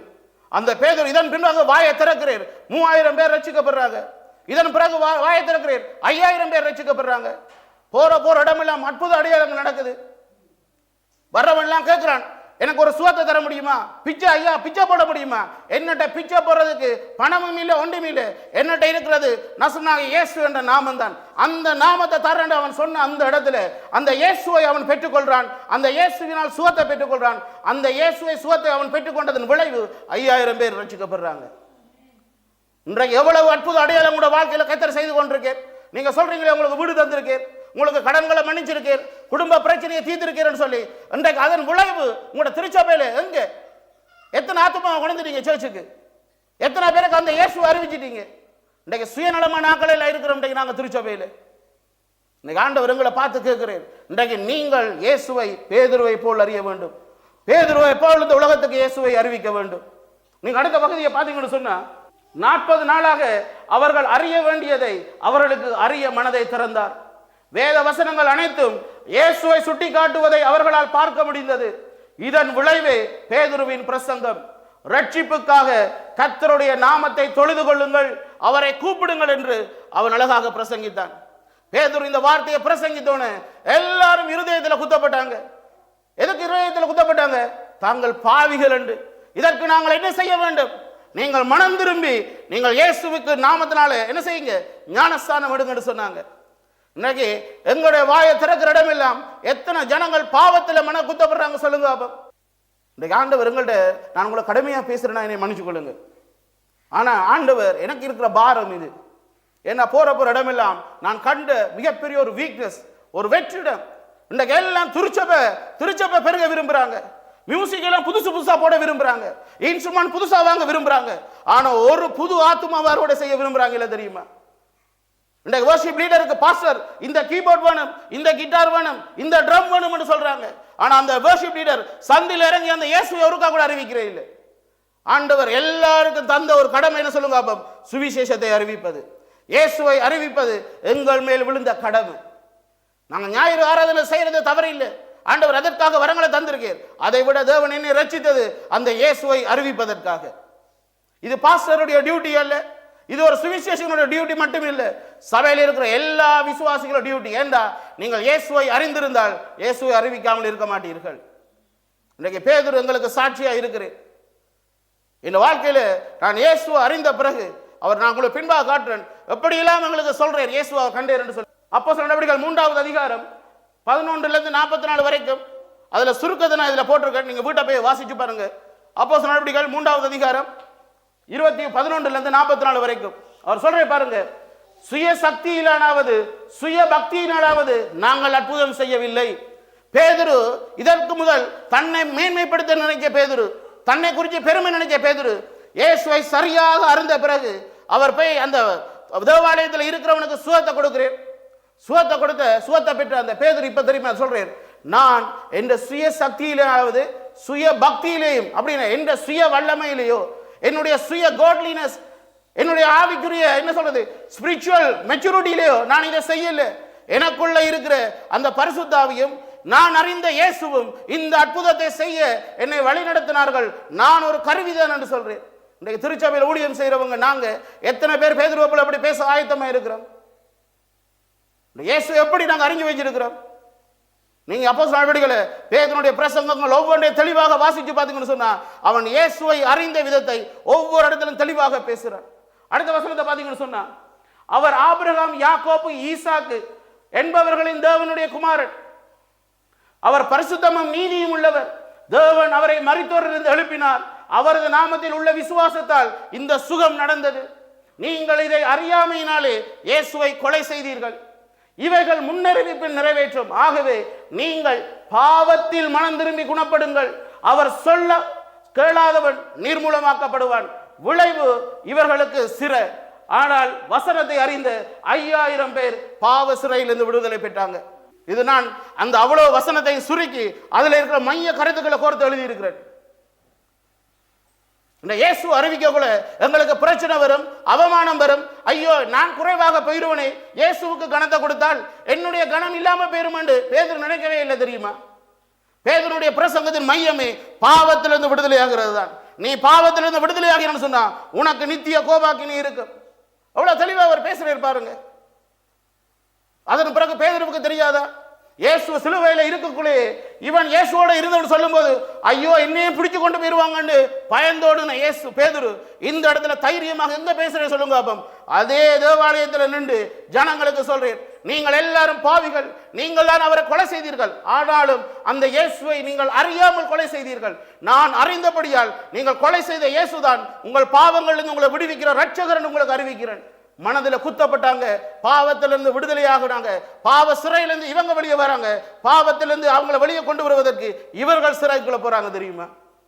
இன்னைக்கு எங்களுக்கு ஒரு உபத்திரவம் வந்தா, ஒரு பிரச்சனை வந்தா, நாங்க சுவிசேஷம் சொல்லும் போது எங்களோட பெயர் போயிடும், எங்களோட புகழ் போயிடும், நாங்க அவமானப்பட்டுருவோம், எங்களோட நேரங்கள் வீணா போகுது, எங்களால சம்பாதிக்க முடியல, எங்களுக்கு நேரம் இல்லை, எவ்வளவு காரியங்களை சொல்றோம். ஆனா பேதுருவோட வாழ்க்கையில நீங்க போய் பார்த்தீங்கன்னு சொன்னா எல்லாவற்றிலும் பேதுரு எங்களுக்கு மாதிரியா இருக்கிறேன்.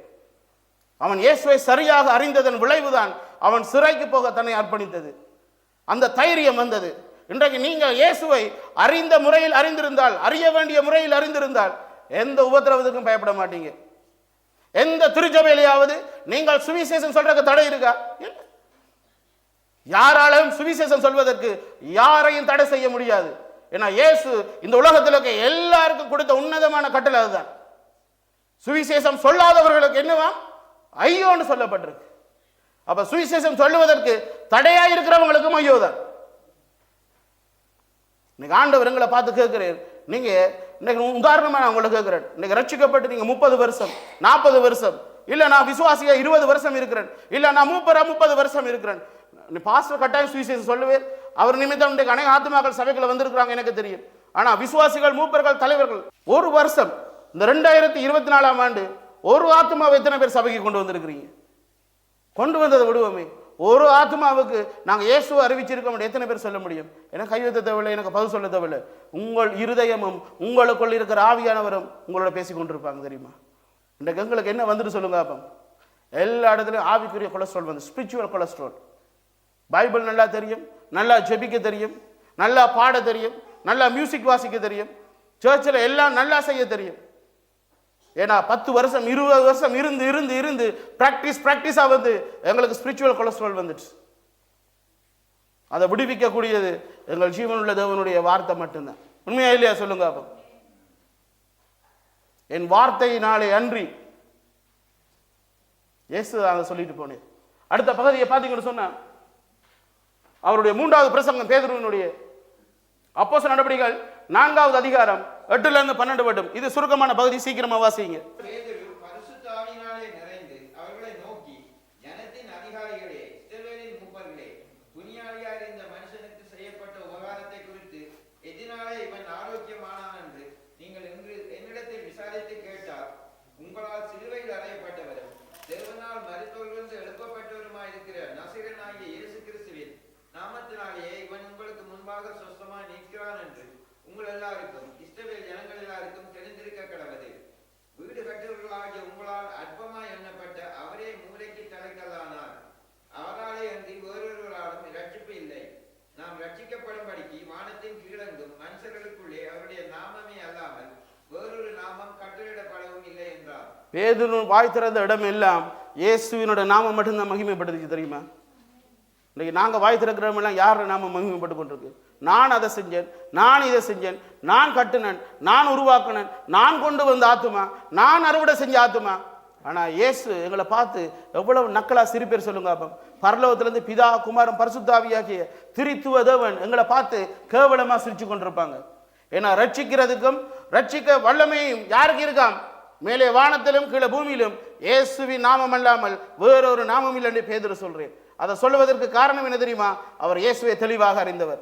இந்த இயேசுவை உண்மையாக அறிந்தவன் ஒரு நாள் சொல்ல மாட்டாங்க, இவங்க என்னால தான் ரட்சிக்கப்பட்டாங்க, இவங்களை சபைக்கு நான் தான் கொண்டு வந்தேன், இவங்க என் நிமித்தம் தான் ரட்சிக்கப்பட்டு பாவத்திலிருந்து விடுதலையானாங்கன்னு ஒருத்தர் கூட சொல்ல மாட்டாங்க. பேதுரு சொன்னேன் எங்கேயாச்சு.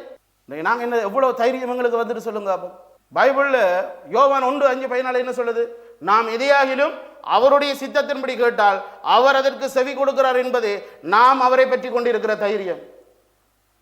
அவருடைய சித்தம் இல்லாத நானோ நீங்களோ என்னத்தை கேட்டாலும் அவரது செவிக்கே போகாதுன்னு பதில் வரும். புரியுதா சொல்ல வர்றது? இன்றைக்கு விசுவாசிகள், மூப்பர்கள், ஊழியர்கள் நீங்க ஒரு காரியத்தை புரிஞ்சுக்கணும். நீங்க ஜெபிக்கிறது தேவனுடைய சித்தமா இருந்தால் மட்டும்தான் நடக்கும். தேவனுடைய சித்தம் என்ன தெரியுமா? இந்த முழு உலகமும் பாவத்திலிருந்து விடுதலையாகணும். முழு உலகமும் இயேசுவை அறிந்து கொள்ள வேண்டும். பாவத்தில் இருக்கிறவர்கள் மீட்கப்பட வேண்டும். அதற்காக எத்தனை பேர் நாங்கள் முழங்காலில் இருக்கிறோம்? இன்றைக்கு அவனுக்கு கால் முடமாகணும், அவனுக்கு கை முடமாகணும், அவன் சபையை ரெண்டா உடையணும், அவன் சபையில் இருக்கிற ஆத்துமா எல்லாம் சபையை விட்டு வெளியே போகணும், இல்லை அந்த பாஸ்டர் அழிஞ்சு போகணும், அந்த பாஸ்டருக்கு வியாதி வரணும். இன்றைக்கு அதுக்கு தானே நாங்கள் ஜெபிச்சு கொண்டிருக்கோம். பைபிள் சொல்லுது அதெல்லாம் ஜெபம் இல்லையா, அதெல்லாம் உங்களோட மன குமுறல். ஆனால் அதெல்லாம் தேவண்ட செவிகளுக்கு போகாது தெரியுமா? என்ன பேதுரு ஜெபிச்ச இடத்துலையும் பேதுரு வாய் திறந்த இடத்துல எல்லாம் இயேசுவை மட்டும்தான் பேசினது தெரியுமா? இந்த இடத்துல பேதுரு யாருக்கு பேசுறது தெரியுமா? ஆலோசனை சங்கம், பரிசேயர் சதுசேயர்களுடைய தலைவர்கள் எல்லாருக்கும் முன்னுக்கும் அவர் தைரியமா சொல்றது தெரியுமா? நீங்கள் கொலை செய்த அந்த இயேசுவை தேவன் மரித்தோர் இருந்து எழும்ப பண்ணினேன். இன்றைக்கு எங்களுக்கு எங்களோட அண்ணாக்கு சொல்ல தைரியம் இல்லை, எங்களோட அக்காவுக்கு சொல்ல தைரியம் இல்லை, எங்களோட பொஸ்ஸுக்கு சொல்ல தைரியம் இல்லை, எங்களோட நெருங்கி பழகிற நண்பருக்கு சொல்ல தைரியம் இல்லை. ஏன் சொல்லுங்க அப்பம்? நட்பு போயிரும், சகோதரத்துவம் போயிரும், வேலை போயிரும். ஆனா பேதுரு அதெல்லாம் யோசிக்கிறார். இயேசுவை சரியாக அறிந்தவன் எந்த இடத்திலும் இயேசுவை தைரியமாக அறிவிக்க தெரிந்தவனாக இருப்பான். பேதுரு எங்களுக்கு மாதிரியாக இருக்கிறார். இன்றைக்கு நானும் நீங்களும் இயேசுவை அறிந்திருந்தால் அந்த தைரியம் எங்களுக்கு வருமா இல்லையா? இன்றைக்கு ஆண்டவர் எங்களை இயேசுவை அறிய வேண்டிய வழியில அறிய சொல்றேன். நான் உங்களுக்கு ஒரு காரியத்தை சொல்ல விரும்புகிறேன். உங்களுக்கு டைம் இருந்தா இந்த வருஷம் முழுவதும், இது என்னுடைய பைபிள் காலேஜில் எங்களோட பைபிள் காலேஜில் கருப்பொருள், முதலாவது இயேசுவை யாருன்னு நீங்க கண்டுபிடிங்க. இயேசு உங்களுக்கு தெரியாண்டு நான் சொல்லல, இயேசுவை யாருன்னு அறிவிக்கிறதுக்கு ஏற்ற முறையில் இயேசுவை கண்டுபிடிங்க. இயேசுவை கண்டுபிடிச்சிங்கன்னு சொன்னா இயேசுவை மற்றவர்கள் கண்டுபிடிப்பதற்கு நீங்கள் கருவியாக மாறுவீங்க தெரியுமா? இந்த இடத்துல பார்த்தீங்கன்னு சொன்னா அவருடைய 4வது பிரசங்கத்தில் 5வது அதிகாரம் 29-32 மட்டும் இருக்க வாசிக்கிறீங்களா? அதற்கு பேதுரு மற்ற அப்போஸ்தலர் மனுஷருக்கு கீழ்ப்படிகிறதை பார்க்கிறது தேவனுக்கு கீழ்ப்படிகிறதே அவசியமாயிருக்கிறது. நீங்கள் மரத்திலே தூக்கி கொலை செய்த இயேசுவை நம்முடைய பிதாக்களின் தேவன் எழுப்பி இஸ்ரவேலுக்கு மனம் திரும்புவதையும் பாவ மன்னிப்பையும் அருளுகிறதுக்காக அவரை அதிபதியாகவும் இரட்சகராகவும் தமது வலது கரத்தினாலே உயர்த்தினார். இந்த சங்கதிகளை குறித்து நாங்கள் அவருக்கு சாட்சிகளாக இருக்கிறோம். இதுல பாருங்க எழுதியிருக்கிறேன், நீங்கள் மரத்திலே தூக்கி கொலை செய்த இயேசுவை நம்முடைய பிதாக்களின் தேவன். அந்த நம்முடைய பிதாக்களின் தேவன் என்றா அவரும் யூதர், கேட்கிறவங்களும் யூதர்கள். அப்ப அவங்க எல்லாருக்கும் எப்படி, இப்ப நான் சுவிசேஷ மெத்தட் சொல்லல, இதுல நிறைய சுவிசேஷ மெத்தடை நாங்க படிக்கலாம். பேதுருட்டு அவர் அழகா யார்கிட்ட எப்படி பேசணுமோ அழகா பேசுற. இந்த இடத்துல நம்முடைய இந்த வார்த்தையை யூஸ் பண்றதுக்கு காரணமே நானும் யூதன் நீங்களும் யூதன். நான் இயேசுவை இப்ப அறிஞ்சபடியா அந்த இயேசு அறிவிக்கிறேன். நீங்கள் யூதர்கள் இன்றைக்கு அந்த நியாய பிரமாணத்தின்படி இயேசு அறிந்தால் நீங்களும் இயேசுவை அறிவிப்பீர்கள். அந்த நம்முடைய வார்த்தைக்கு பின்னுக்கு நிறைய அர்த்தங்கள் இருக்கு. அவர் சொல்ற பாருங்க, நம்முடைய பிதாக்களின் தேவன் எழுப்பி இஸ்ரவேலுக்கு மனம் திரும்புதலை பாவ மன்னிப்பை அளிக்கும் இரட்சகராக தமது வலது கரத்தினாலே உயர்த்தினார். இதற்கு யார் சாட்சியா? தேவன் தந்த பரிசுத்தாவியின் சாட்சி, நாங்களும் சாட்சி. உங்களுக்குள்ள இருக்க பரிசுத்தாவியானவர் அந்த இயேசுவை சாட்சியாக அறிவிக்கிறீரா? உங்களை அறிவிக்க தூண்டுறீரா? பரிசுத்தாவியானவர் அதுக்காகத்தான் தரப்பட்டவர். ஆனா நாங்க தான் பரிசுத்தாவி என்ன செய்யறோம்? அவனவனுடைய சித்தத்தின்படிக்கு அவர் தந்தருளினீர். இன்றைக்கு அவனவன் தன்னுடைய சித்தத்தின்படி பரிசுத்தாவியை யூஸ் பண்றான். பரிசுத்தாவியானவரே வாயை மூடிட்டு இருங்க. ஞாயிற்றுக்கிழமை சேர்ச்சுக்கு என்டர் பண்ணக்குள்ள மட்டும் நீங்க கொஞ்சம் வெளியே வாங்க. நான் பாட்டு படிக்கக்கூட, நான் மியூசிக் வாசிக்கக்கூட, நான் ஊழியங்கள் செய்யக்கூட, அதுக்கு பிறகு சேர்ச்சை விட்டு வெளியே போகக்கூட. நீங்க உங்களோட வேலையை பாருங்க, நாங்க எங்களோட வேலையை பார்ப்போம். திங்கக்கிழமையில இருந்து சனிக்கிழமை மட்டும் எங்களுக்கு பிடிச்ச வாழ்க்கையை வாழ்ந்துட்டு பரிசுத்தாவியானவர் இன்ஆக்டிவாக இருப்பேன், நாங்க ஆக்டிவாக இருப்போம். ஞாயிற்றுக்கிழமை மட்டும்தான் பரிசுத்தாவியானவர் ஆக்டிவாக இருக்கிறேன். இது அல்ல கிறிஸ்தவம். 7 நாளும் நாங்கள் சாட்சியாக வாழ்வதற்கு உதவி செய்வதற்கு தான் பரிசுத்தாவியார் எனக்கு உங்களுக்கு தரப்பட்டிருக்கு. உண்மையா இல்லையா? எத்தனை பேர் அதை விசுவாசிக்கிறீங்க? விசுவாசிக்கிறவங்க ஆமீன் சொல்றீங்களா? நீங்க ஆமீன் சொல்லக்குள்ள அப்படியே ஆகட்டும் சொல்றீங்க தெரியுமா? இன்னைக்கு ஆண்டவர் உங்களுக்குள்ள இருந்து பரிசுத்தாவியாக செயல்பட்டு கொண்டிருக்கிறேன். ஆண்டவர் பரிசுத்தாவியை தந்தது நோக்கம் இன்றைக்கு சர்ச்சில் நாங்கள் மெஜிக் காட்டுறதுக்கு இல்லை, நான் உலகத்தில் மெஜிக் காட்டுறதுக்கு. அதுல முதலாக மெஜிக் காட்டின அந்த பேதுருவை பத்தி உங்களோட பேசி கொண்டிருக்கிறேன்.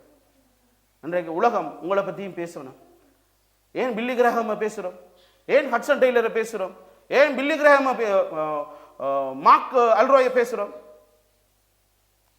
இன்னைக்கு எவ்வளவு பேர் இன்றைக்கு நாங்க பேசுறோம் சொல்லுங்க அப்ப? ஏன் சில்வஸ்டரை பேசுறோம்? உலகத்தில் எவ்வளவு மிஷனரிகளை பத்தி பேசி கொண்டிருக்கோம். ஏனென்றா அவர்கள் பரிசுத்தாவியை பெற்றதற்கான சாட்சியாய் வாழ்ந்த அர்ப்பணியாளர்கள். இன்றைக்கு நாங்க யாரு? இந்த இயேசு எங்களுக்கு எப்படி தெரியும்? இயேசுவை நான் தெரியும், எனக்கு நல்லா பாட்டு படிக்க தெரியும், அதால நான் பாட்டு படிக்கணும். எனக்கு நல்லா மியூசிக் வாசிக்க தெரியும், அதால நான் மியூசிக் வாசிக்கணும். எனக்கு நல்லா பிரசங்கிக்க தெரியும். பாஸ்டர் தயவு செய்து உங்களுக்கு டயர்ட் என்ன, நீங்க உட்காருங்க, நான் பிரசங்கம் பண்ணுவேன். ஆனா இயேசுவை அறிந்தவன் எப்படிப்பட்டவனாக வாழ்றான்னு நாங்க பார்க்க போறோம். அடுத்தது பாத்தீங்கன்னு சொன்னா அவருடைய 5வது பிரசங்கம், இதை நான் வாசிக்க போறது இல்லை, 10வது அதிகாரம் 34 43 மட்டும் அவர் சொல்றே பாருங்க. 3ஆம் நாளில் தேவன் அவரை மரித்தோரிலிருந்து எழுப்பி பிரத்யட்சமாய் காண செய்தார். உயிரோடு எழுந்ததை எல்லாரும் பார்க்கறதுக்கு செய்தாராம். இவர் இங்க பிரசங்கிக்கிறார். ஆனா இந்த புத்தகம் எழுத முதல் 1 கொரிந்தியர் புத்தகத்தை பவுல் எழுதுறார். 1 கொரிந்தியர் புத்தகத்தில் 15வது அதிகாரத்தில் 500 பேருக்கு தரிசனமானீர், அப்போஸ்தலருக்கு தரிசனமானீர், இவர்களுக்கு 120 பேருக்கு தரிசனமானீர், அகால பிறவி போன்ற எனக்கு தரிசனமானீர் பவுல் எழுதுறீர்ல. அப்ப இயேசு தரிசனமானதை உயிரோடு எழுந்து வெளிப்பட்டதை யாருக்கெல்லாம் காண்பிக்கிறார்? பேதுரு சொல்லுங்க. அப்ப பவுலும் காண்பிக்கிறார், பேதுருவும் காண்பிக்கிறேன் என்று சொன்னா இந்த உயிர் தெழுந்த இயேசுவுக்கு அவர்கள் சாட்சியாக வாழ தங்களை அர்ப்பணித்தவர்கள். இன்றைக்கு நாங்க எத்தனை பேர் அந்த உயிர் தெழுந்த இயேசுவை இந்த பேதுருவை போல போற இடமெல்லாம் அறிவிக்கிறோம்? யோப்பா பட்டணம் வேணுமா, கொர்நேலிய வீடு வேணுமா, எங்க வேணும் பேதுரு எங்க போனேரோ அங்கெல்லாம் சுவிசேஷத்தை அறிவித்தார். அதன் விளைவு அவருக்கு கிடைத்தது என்ன தெரியுமா? சிலுவை மரணம். அந்த இடத்துல கூட இயேசுவின் நாமம் தான் மகிமை பெறணும் சொல்லி என்னை தலைகீழாக சிலுவையில் அறையுங்க தன்னை அர்ப்பணித்த அந்த பேதுரு அதை சொல்வதற்கு காரணம் என்ன தெரியுமா?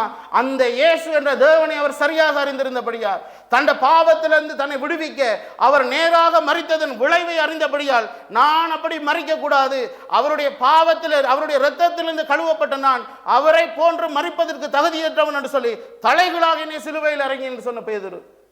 இன்றைக்கு இயேசு இருந்த இடத்துல நாங்கள்லாம் அந்த கனத்தை மகிமையை பெற்றுக்கொள்ள ஆசையா இருக்கிறோம். உண்மையிலேயே சொல்லுங்க. அப்ப இன்றைக்கு பேதுரு எங்களுக்கு முன்னுக்கு வந்தா எவ்வளவு வேதனைப்படுவது தெரியுமா? ஏன்னா இயேசு கொடுத்த அந்த திருச்சபையை இன்றைக்கு பேதுரு யாருக்கு கொடுத்து போயிருக்கீர்? எனக்கும் உங்களுக்கும் கொடுத்துட்டு போயிருக்கு. அவங்க சிறையிருப்புக்கு போக இல்லையா? கண்ணத்தில் அடிவாங்க இல்லையா? அவர் உதைக்க இல்லையா? சிறையிருப்புக்குள்ள போக இல்லையா? அவமானப்படுத்த இல்லையா? அவரை பார்த்து நக்கலா பேச இல்லையா? எங்களுக்கு அழகாக தமிழ்ல வாசிக்கிறது எழுதப்பட்டிருக்கு. படிக்காத முட்டாள் அதில் சொல்றாங்க. அவர்கள் கல்லாதவர்கள் அல்லவா, கலீலியர்கள் அல்லவா, ஜாதியை பார்த்து சொல்றாங்க. எருசலேமில் இருக்கிறவங்களுக்கு கலீலியர்கள் ஒரு அற்ப ஒரு குறைந்த ஜாதி மாதிரி. இப்ப சிங்களத்தில் சில்லங்களை சொல்லுவாங்க உடரட்ட பாத்திரட்டன் சொல்லி. உடரட்டன் சொன்னா கண்டிய அந்த பிரதேச சேர்ந்த சிங்களவர்கள், பாத்திரட்டன் சொன்னா இலங்கையில கரையோர சிங்களவர்களை சொல்லுவாங்க. அதே போல இந்த கலீலியர்கள் சொன்னா எருசலேமில் இருக்கிறவங்களுக்கு ஒரு கீழான சாதி. இன்னைக்கு பேதுரு எவ்வளவு ஏளனமா பேசியும் பேதுரு தன்னை யார் இந்த உலகத்துக்கு நிரூபித்தது காரணம் என்ன தெரியுமா? அவர் இயேசுவை அறிந்தவர்.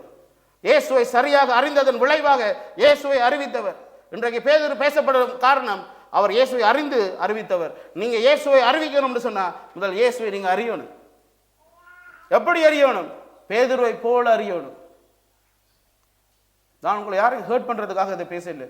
எனக்குள்ள ஒரு வைராக்கியம், அதால நான் இப்படி பேசிக் கொண்டிருக்கிறேன். எனக்கு இந்த ஐரோப்பா முழுவதும் ஒரு 5 ஒவ்வொரு நாட்டிலையும் ஒரு 5 வாலிபர்களை ஆண்டவருக்காக முழு நேரமாக எழுப்பணும் என்றது என்னுடைய வாஞ்சை. அது என்னுடைய போதனை கூட அதை செய்யணும் என்று என்னுடைய வாஞ்சை. இந்த பைபிள் காலேஜ் தரிசனமே அதான்.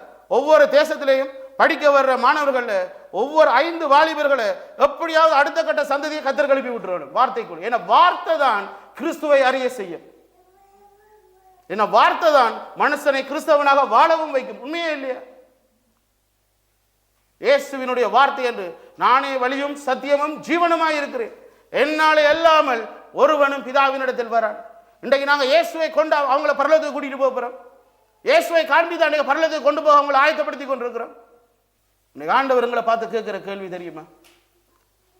இன்றைக்கு பேதுரு எங்களை பக்கத்துல வந்து நின்றா வேதனைப்படுவீரா, எங்களை பார்த்து கைகொட்டி சிரிப்பேரா எனக்கு தெரியாது. ஆனா எங்கள் ஒவ்வொருத்தருக்கும் எங்களை நினைத்து வெட்கம் பெறணும். என்ற நிலையை நினைத்து வெட்கம் பெறணும். நான் என்ன செய்து கொண்டிருக்கேன்? நான் அழைக்கப்பட்டது இந்த ஊழியத்துக்காகவா? நான் அழைக்கப்பட்டது ஒரு விசுவாசியாக வாழ்ந்து மரிப்பதற்காகவா? நானும் நீங்களும் அழைக்கப்பட்டது இந்த முழு உலகத்துக்கும் இயேசுவை ஒரு இரட்சகராக அறிவிப்பதற்காக. அந்த இயேசு பாவத்திலிருந்து ஜனங்களை விடுவிக்கிற, பாவ மன்னிப்பை கொடுக்கிற அந்த இயேசு என்று காண்பிப்பதற்காக. நீங்க தனியே இல்லை சுவிசேஷத்துக்கு போகக்கூடாது. இயேசு சொல்றேன், மேலே வானத்திலும் கீழே பூமியிலும் சகல அதிகாரமும் எனக்கு கொடுக்கப்பட்டிருக்கிறது. இப்ப நான் உங்களுக்கு சொல்லுகிறேன், புறப்பட்டு போங்கள். இதோ உலகத்தின் முடிவு பரியந்தம் சதா காலமும் நான் உங்களோட கூட இருக்கிறேன். நீங்க எங்கெல்லாம் சுவிசேஷம் சொல்ல போறீங்களோ, உங்களுக்கு இயேசுவை நீங்க அறிந்திருந்தீங்கடா, அந்த இயேசு உங்களோடய வருவார் தெரியுமா? அந்த பரிசுத்த ஆவியானவர் உங்களுக்குள்ளே இருக்கிறே தெரியுமா? இன்னைக்கு ஆண்டவர் இம்மானுவேலாக இயேசு கிறிஸ்து உங்களோட கூட இருக்கும்போது எங்களுக்கு என்ன தயக்கம் சுவிசேஷம் சொல்லக்கூட? உபத்திரவம் வருதா? இயேசு சொல்ற, இதோ உலகத்திற்கு உங்களுக்கு என்ன இருக்கு? உபத்திரவம் உண்டு, திடன் கொள்ளுங்கள், இதோ நான் உலகத்தை ஜெயித்தேன். இயேசு உபத்திரவத்துக்கு போகாம அவர் இந்த உலகத்துல கனத்தை பெற்றுக்கொள்ள விரும்பல. பிசாசு உபத்திரவம் அவமானங்களுக்கு போகாம இயேசுவுக்கு கனத்தை கொடுக்க விரும்பினவன். இன்றைக்கு பல கிறிஸ்தவர்களுக்கு உபத்திரவப்படாம கனம் வரணும் என்று விரும்புறாங்க. ஆனா இயேசு எங்களுக்கு மாதிரியாக இருக்கிறேன். அவர் சிலுவை மரணத்துக்கும் சிலுவை உபத்திரவத்துக்கும் கடந்து சென்றுதான் எல்லா நாமத்துக்கும் மேலான நாமத்தை அவருக்கு தந்தார்கள் என்று பிலிப்பிய புத்தகம் சொல்லுது. இன்றைக்கு எங்களுக்கு உபத்திரவம் இல்லாமல், ஒரு போராட்டம் இல்லாமல், ஒரு பிரச்சனை இல்லாமல் எங்களோட நாம மகிமை பண்ணணும் என்று நாங்கள் நினைக்கிறோம். இந்த இயேசுவை நீங்க சரியா அறிஞ்சீங்கன்னு சொன்னா நீங்க அதுக்கு ஆசைப்படவே மாட்டீங்க. உபத்திரவத்துக்கும் இயேசு எங்களுக்கு மாதிரி. இந்த பூமியில உபத்திரவத்தின் குகையில் முதலாக எங்களுக்காக வாழ்ந்து மரித்து உயிர் தெழுந்த அந்த இயேசு எங்களை பார்த்து சொல்றேன், திடன் கொள்ளுங்கள், இதோ உலகத்தின் முடிவு பறிந்து நான் உங்களோட கூட இருக்கிறேன். எத்தனை பேருக்கு நம்பிக்கை இருக்கு இயேசு உங்களோட கூட இருக்கிறேன்னு சொல்லி? அந்த நம்பிக்கை எங்களுக்கு இருந்தா நாங்க எங்க உட்கார விரும்ப மாட்டோம் தெரியுமா? சபைக்குள்ள உட்கார விரும்ப மாட்டோம். இயேசு சரியாக அறிந்த பேதுரு இயேசு சொல்றேன், என் மந்தைகளை மேய்ப்பாயாக. நாங்களா இருந்தா, ஈவன் நானா இருந்தா, ஜெயராஜ் நீ இந்த மந்தைகளை மேய்ப்பாயாக என்று சொல்லி இயேசு போன பிறகு அந்த முழு சபையும் எருசலேம் சபை ஸ்தாபிக்கப்படுது. அங்கிருந்து அந்தியோக்கிய சபை ஸ்தாபிக்கப்படுது. அங்கிருந்து சீப்ரு தீவு, கலாத்தியா நாடுகள், மக்கதோனியா, கிரீஸ், ரோம் வரைக்கும் சபைகள் ஸ்தாபிக்கப்பட்டுட்டு, தீவுகள் வழியா கிரேத்தா தீவு எல்லா இடமும் சபைகள் ஸ்தாபிக்கப்பட்டுட்டு நான் போய் நிற்பேன், தம்பி இயேசு சபையை எனக்கு தான் பொறுப்பு தந்தவர், நான் தான் தலைமை போதகர் நிற்பேன். ஆனா பேதுரு எங்களுக்கு என்ன தெரியுமா காண்பிக்கிறேன்? இயேசுவின் சகோதரன் வந்து அப்போஸ்தலர் நடவடிக்கைகள் 15வது அதிகாரத்தில் அவர் தான் டிசிஷன் எடுக்கிறேன், நான் தீர்மானிக்கிறேன்னு சொல்லி. பேதுருவுக்கு பதவி ஆசை இல்லை. ஏன் தெரியுமா? அவனுக்கு தெரியும் தான் யார் என்று சொல்லி. தனக்கு ஊழியத்தை தந்தவர் யார் என்று தெரியும், தன்னை அனுப்பினவர் யார் என்று தெரியும். இன்றைக்கு கிறிஸ்தவத்துக்கு இதெல்லாம் வந்ததுக்கு காரணம் என்ன தெரியுமா? இயேசு அறியல. இயேசு அறிந்தா இந்த பதவி ஆசை இருக்காது. தங்கள் பேரை முன்னுக்கு வைக்க விரும்ப மாட்டாங்க.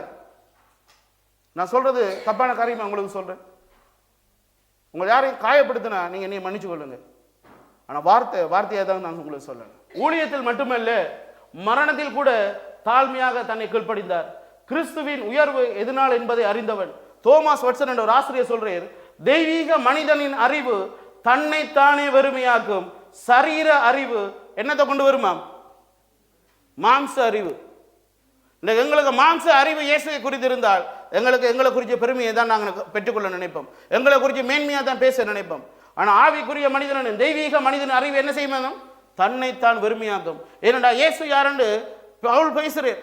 அவர் தன்னைத்தான் வெறுமையாக்கினார். அவர் தேவனுடைய ரூபமாயிருந்து தேவனுக்கு சமமாக இருப்பதை கொள்ளையாடின பொருளாக எண்ணாமல் அடிமையின் ரூபம் எடுத்து மனுஷ சாயலானார். அப்படின்னு சொன்னா தேவன் அவர் இந்த உலகத்தில் அவர் சிருஷ்டித்த ஒரு சிருஷ்டியாக தன்னை வெளிப்படுத்தும் போது எந்த அளவுக்கு தன்னை வெறுமையாக்கினார். இன்றைக்கு நானும் நீங்களும் எந்த அளவுக்கு எங்களை வெறுமையாக்க ஆயத்தமா இருக்கிறோம்? நான் படிச்சிருக்கிறேன், நான் டாக்டருக்கு படிச்சிருக்கேன், நான் இன்ஜினியருக்கு படிச்சிருக்கிறேன், நான் டீச்சர், நான் செக்குலர் வேர்ல்ட்ல நல்லா படிச்சு காரியங்களை செய்கிறேன். பாஸ்டருக்கு அறிவே இல்லை, பாஸ்டருக்கு ஒன்றும் தெரியாது. நானும் அப்படிதான் இருந்தேன். நான் MBA படிச்சுட்டு, நான் யூனிவர்சிட்டியில் மேனேஜ்மெண்ட் முடிச்சுட்டு, நான் SLS எக்ஸாம்லாம் பாஸ் பண்ண பிறகு, நான் நல்ல ஒரு வேலைக்கு வந்த பிறகு சர்ச்சில் இருக்க பாஸ்டர்ஸ்லாம் அற்பமாக தான் இருந்தேன். இவங்களுக்கெல்லாம் ஒன்றுமே அறிவு இல்லைன்னு சொல்லி, சபை ஒழுங்காக நடத்த தெரியாதுன்னு சொல்லி. ஆனால் பைபிள் காலேஜுக்கு போயிட்டு நான் தேவனை அறிந்த பிறகு, பரிசுத்தாவியை யார் என்று அறிந்த பிறகு, இன்றைக்கு எந்த பாஸ்டர்ஸ் வந்தாலும் நான் உட்கார்ந்து பேச மாட்டேன் தெரியுமா? ஏன்னா எல்லாரும் தேவனால் அபிஷேகம் பண்ணப்பட்டவர்கள். நான் ஒரு நாளும் பாஸ்டருக்கு உட்கார்ந்து நான் பதில் சொன்னதே இல்லை.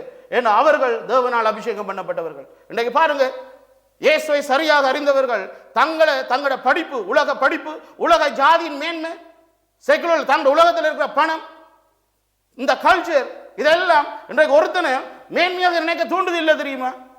இந்த இயேசுவை உண்மையாக அறிந்தவன் யாரை பார்த்தாலும் தன்னை தாழ்த்துவான் தெரியுமா? என் வாழ்க்கையில் இருந்த பெருமையை பைபிள் தான் உடைச்சுது, பைபிள் படிச்சு தான் உடைச்சுது.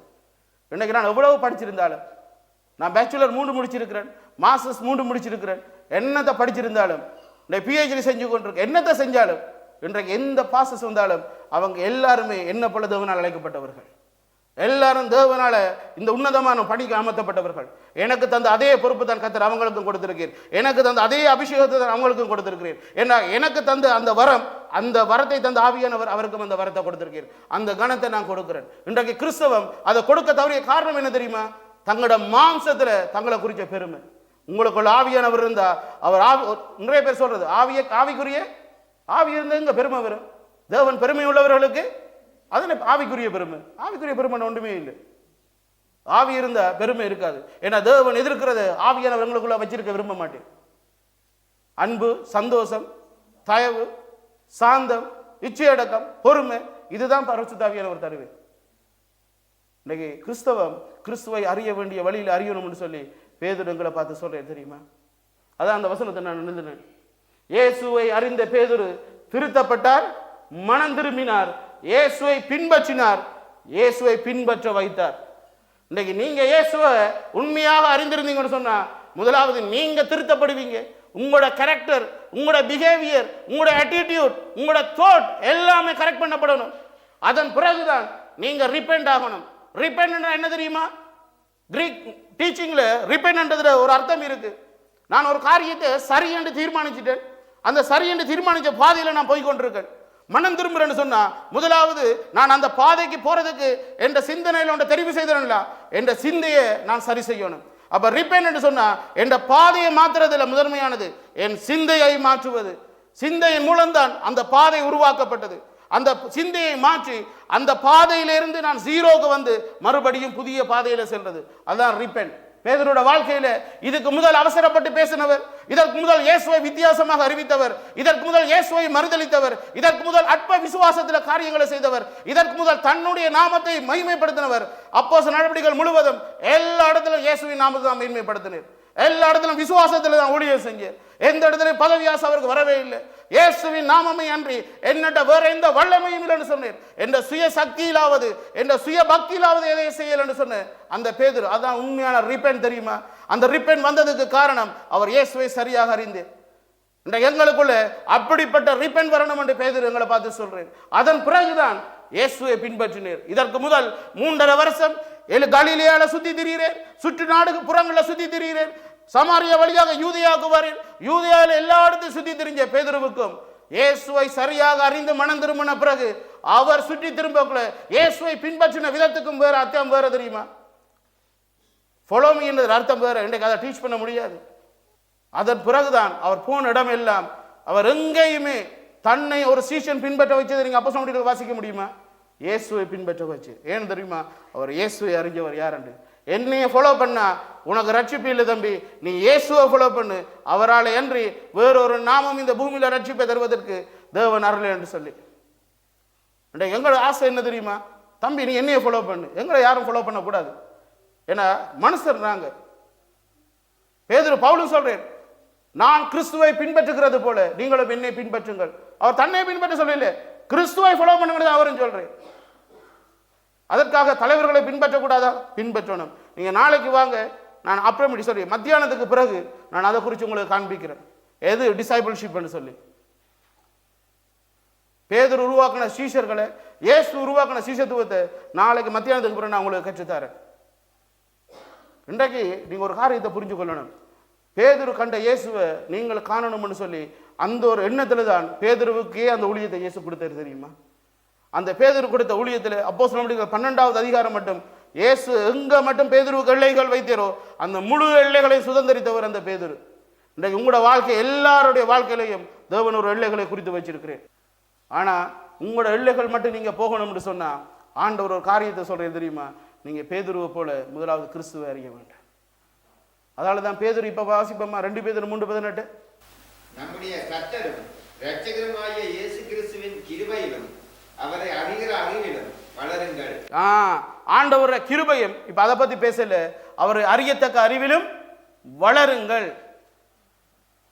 நீங்க இயேசுவை அறிந்து வளர்ந்தீங்கன்னு சொன்னா இதுதான் நடக்கும். பாருங்க அந்த வசனம் அப்போஸ்தலர் நடவடிக்கைகள் 4:13 அதுல சொல்லப்பட்டிருக்கு, பேதுருவும் யோவானும் பேசுகிற தைரியத்தை அவர்கள் கண்டு அவர்கள் படிப்பறியாதவர்கள் என்றும், தமிழ் அழகான வார்த்தை இருக்கு, பேதமை உள்ளவர்கள் என்றும் அறிந்தபடியினால் ஆச்சரியப்பட்டு, ஆனால் அவர்கள் இயேசுவினுடனே கூட இருந்தவர்கள் என்று அறிந்து கொண்டார்கள். இன்றைக்கு உங்களோட இயேசு இருக்கிறார் என்று யார் அறிந்து கொள்றாங்க? உங்களோட மனைவிக்கு தெரியுமா நீங்க இயேசுவோட இருக்கிறீங்கன்னு சொல்லி? இல்ல இயேசு உங்களோட இருக்கணும் உங்களோட மனைவிக்கு தெரியுமா? உங்களோட கணவனுக்கு தெரியுமா? உங்களோட மகனுக்கு தெரியுமா? உங்களோட மகளுக்கு தெரியுமா? உங்களோட சபை விசுவாசிகளுக்கு தெரியுமா? சக விசுவாசிகளுக்கு தெரியுமா? சக ஊழியர்களுக்கு தெரியுமா உங்களோட இயேசு இருக்கிறார் என்று சொல்லி? நீங்க படிக்காம இருக்கலாம், நீங்க பேதமை உள்ளவர்களா இருக்கலாம், ஆனா இயேசு உங்களோட இருந்தா பார்க்கிறவங்க எல்லாம் உங்களோட பேச பயப்படுவாங்க தெரியுமா? பேதுருவை பார்த்தவங்க பயந்ததுக்கு காரணம் என்ன தெரியுமா? அவன் இயேசுவோடு இருந்தவன். உங்களோட யார் இருக்கிறார் என்று நீங்க தான் காண்பிக்கணும் உலகத்துக்கு. அதான் நான் அந்த கடைசியா எழுதுறேன். ஒரு குறைபாடு உள்ள பேதுருவை இயேசு ஒருபோதும் கைவிடவில்லை, அவர் உங்களையும் கைவிட மாட்டேன். ராமன் சொல்லுவோமா? நீங்க குறைபாடு உள்ளவர்கள் என்று சொல்லல. நீங்க நல்ல படித்தவர்களா இருக்கலாம், ஆவிக்குரிய வரங்கள்ல தேவன் அதிகமாக பயன்படுத்துகிற ஊழியனா இருக்கலாம், இல்ல நீங்க இந்த உள்ள செக்குலர் வேர்ல்ட்ல அதிகம் செல்வாக்குள்ள இன்ஃப்ளூயன்ஸ் ஆன ஆளா இருக்கலாம். எப்படிப்பட்டவங்களா இருந்தாலும் இயேசு உங்களோட இல்லைன்னு சொன்னா இயேசுவால் உங்களால் பயன்படுத்த முடியாது. நீங்கள் இயேசுவை அறியவில்லைன்னு சொன்னா இயேசு உங்களை பயன்படுத்த முடியாது. இயேசு சொல்றேன், இதோ நான் வாசல் படியில் நின்று கதவை தட்டுகிறேன். நீங்க கதவை திறந்தா இயேசு உங்களோட பந்தி இருந்து உங்களை தன்னுடைய கருவியாக எடுத்து பயன்படுத்துவேன். எத்தனை பேருக்கு ஆசை இயேசு உங்களோட பயன்படுத்தணும்னு சொல்லி? நாங்கள் எழுந்திருப்போமா? நாங்கள் கண்களை மூடி ஆண்டவரை சமூகத்தில் சொல்ல போறோம். ஒரு 2 நிமிஷம் கண்களை மூடி இந்த வார்த்தையின்படி, ஆண்டவரே உம்மை அறியத்தக்க அறிவில நான் வளர எனக்கு உதவி செய்யுங்க. உம்மை அறிவிக்கத்தக்க அறிவில உம்மை அறிந்து கொள்ள எனக்கு உதவி செய்யுங்க. என் வாழ்க்கையில என்னை குறித்திருக்கிற பெருமை, மேட்டிமை, அகந்த எல்லாவற்றையும் எடுத்து போடுங்கப்பா. நான் இதுவரைக்கும் உம்மிடத்தில் ஆண்டவரை பெற்றுக்கொண்ட எல்லா நன்மைகளையும் மற்றவர்களுக்கு அறிவிக்க தவறிய அந்த சந்தர்ப்பங்களை எனக்கு மன்னியுங்கப்பா. நீங்க வரும்போது என்னட்ட கேட்கிறது, எத்தனை ஆத்துமாக்களுக்கு நான் சுவிசேஷத்தை சொன்னேன். இந்த ஆண்டவர் கேட்கிறேன், நீங்க எத்தனை பேருக்கு சுவிசேஷத்தை சொல்ல போறீங்க? இந்த இயேசுவை அறிந்தவர்கள் இயேசுவை அறிவிப்பதையே முதன்மையான ஊழியமாக வைத்திருப்பார்கள். கண்களை மூடி நான் உங்களுக்காக நான் ஜெபிக்க விரும்புகிறேன். பிதாவே, குமாரா இயேசுவின் நாமத்தில் ஜெபிக்கிறேன். நீங்க நல்ல எபினேசரா இதுவரை எங்களோட வாழ்க்கையில் உதவி செய்தவர் அப்பா. இனியும் நீர் ஒருவரே எங்களுக்கு உதவி செய்ய போதுமானவர். வருஷங்கள் நாட்களை நன்மையா முடிச்சுட்டு கர்த்தர், இன்றைக்கு நாங்கள் சுவாசிக்கிறது உங்களுடைய கிருபை அப்பா.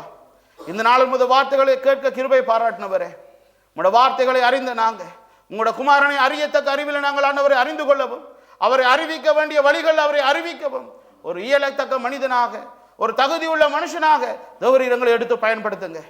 எங்கள் எல்லைகளை பெரிதாக்கின கர்த்தாவே, எங்கள் எல்லைகள் மட்டும் நாங்கள் செல்லத்தக்க ஒரு பலனுள்ள மனுஷனாக, ஒரு தைரியம் உள்ள மனுஷனாக, ஒரு திராணி உள்ள மனுஷனாக எங்கள் ஒவ்வொருவரையும் எடுத்து பயன்படுத்துங்கப்பா. எங்களுக்குள்ள எங்கெல்லாம் பலவீனம் இருக்கோ உன் பலவீனத்தில் என் பலன் பரிபூரணமாய் விளங்கும் என்று சொன்ன கர்த்தாவே, என்னை பலப்படுத்துங்க, என்னை பலப்படுத்துங்க. நாங்கள் பவுலை போல சொல்ல ஆசைப்படுகிறோம், எனக்குள் இருக்க கிறிஸ்துவினாலே எல்லாவற்றையும் செய்ய வல்லமை உண்டு என்று சொன்னது போல ஆண்டவரே, நீர் எனக்குள் இருப்பதை நான் அறிந்து எனக்குள் நீர் இருக்கிறீர் என்பதை நான் மற்றவர்களுக்கு அறிவிக்க கர்த்தாவே என்னை பலப்படுத்துங்க. எங்கள் ஒவ்வொருவரை நாங்கள் அர்ப்பணிக்கிறோம் இயேசுவின் நாமத்தில். ஆமென், ஆமென்.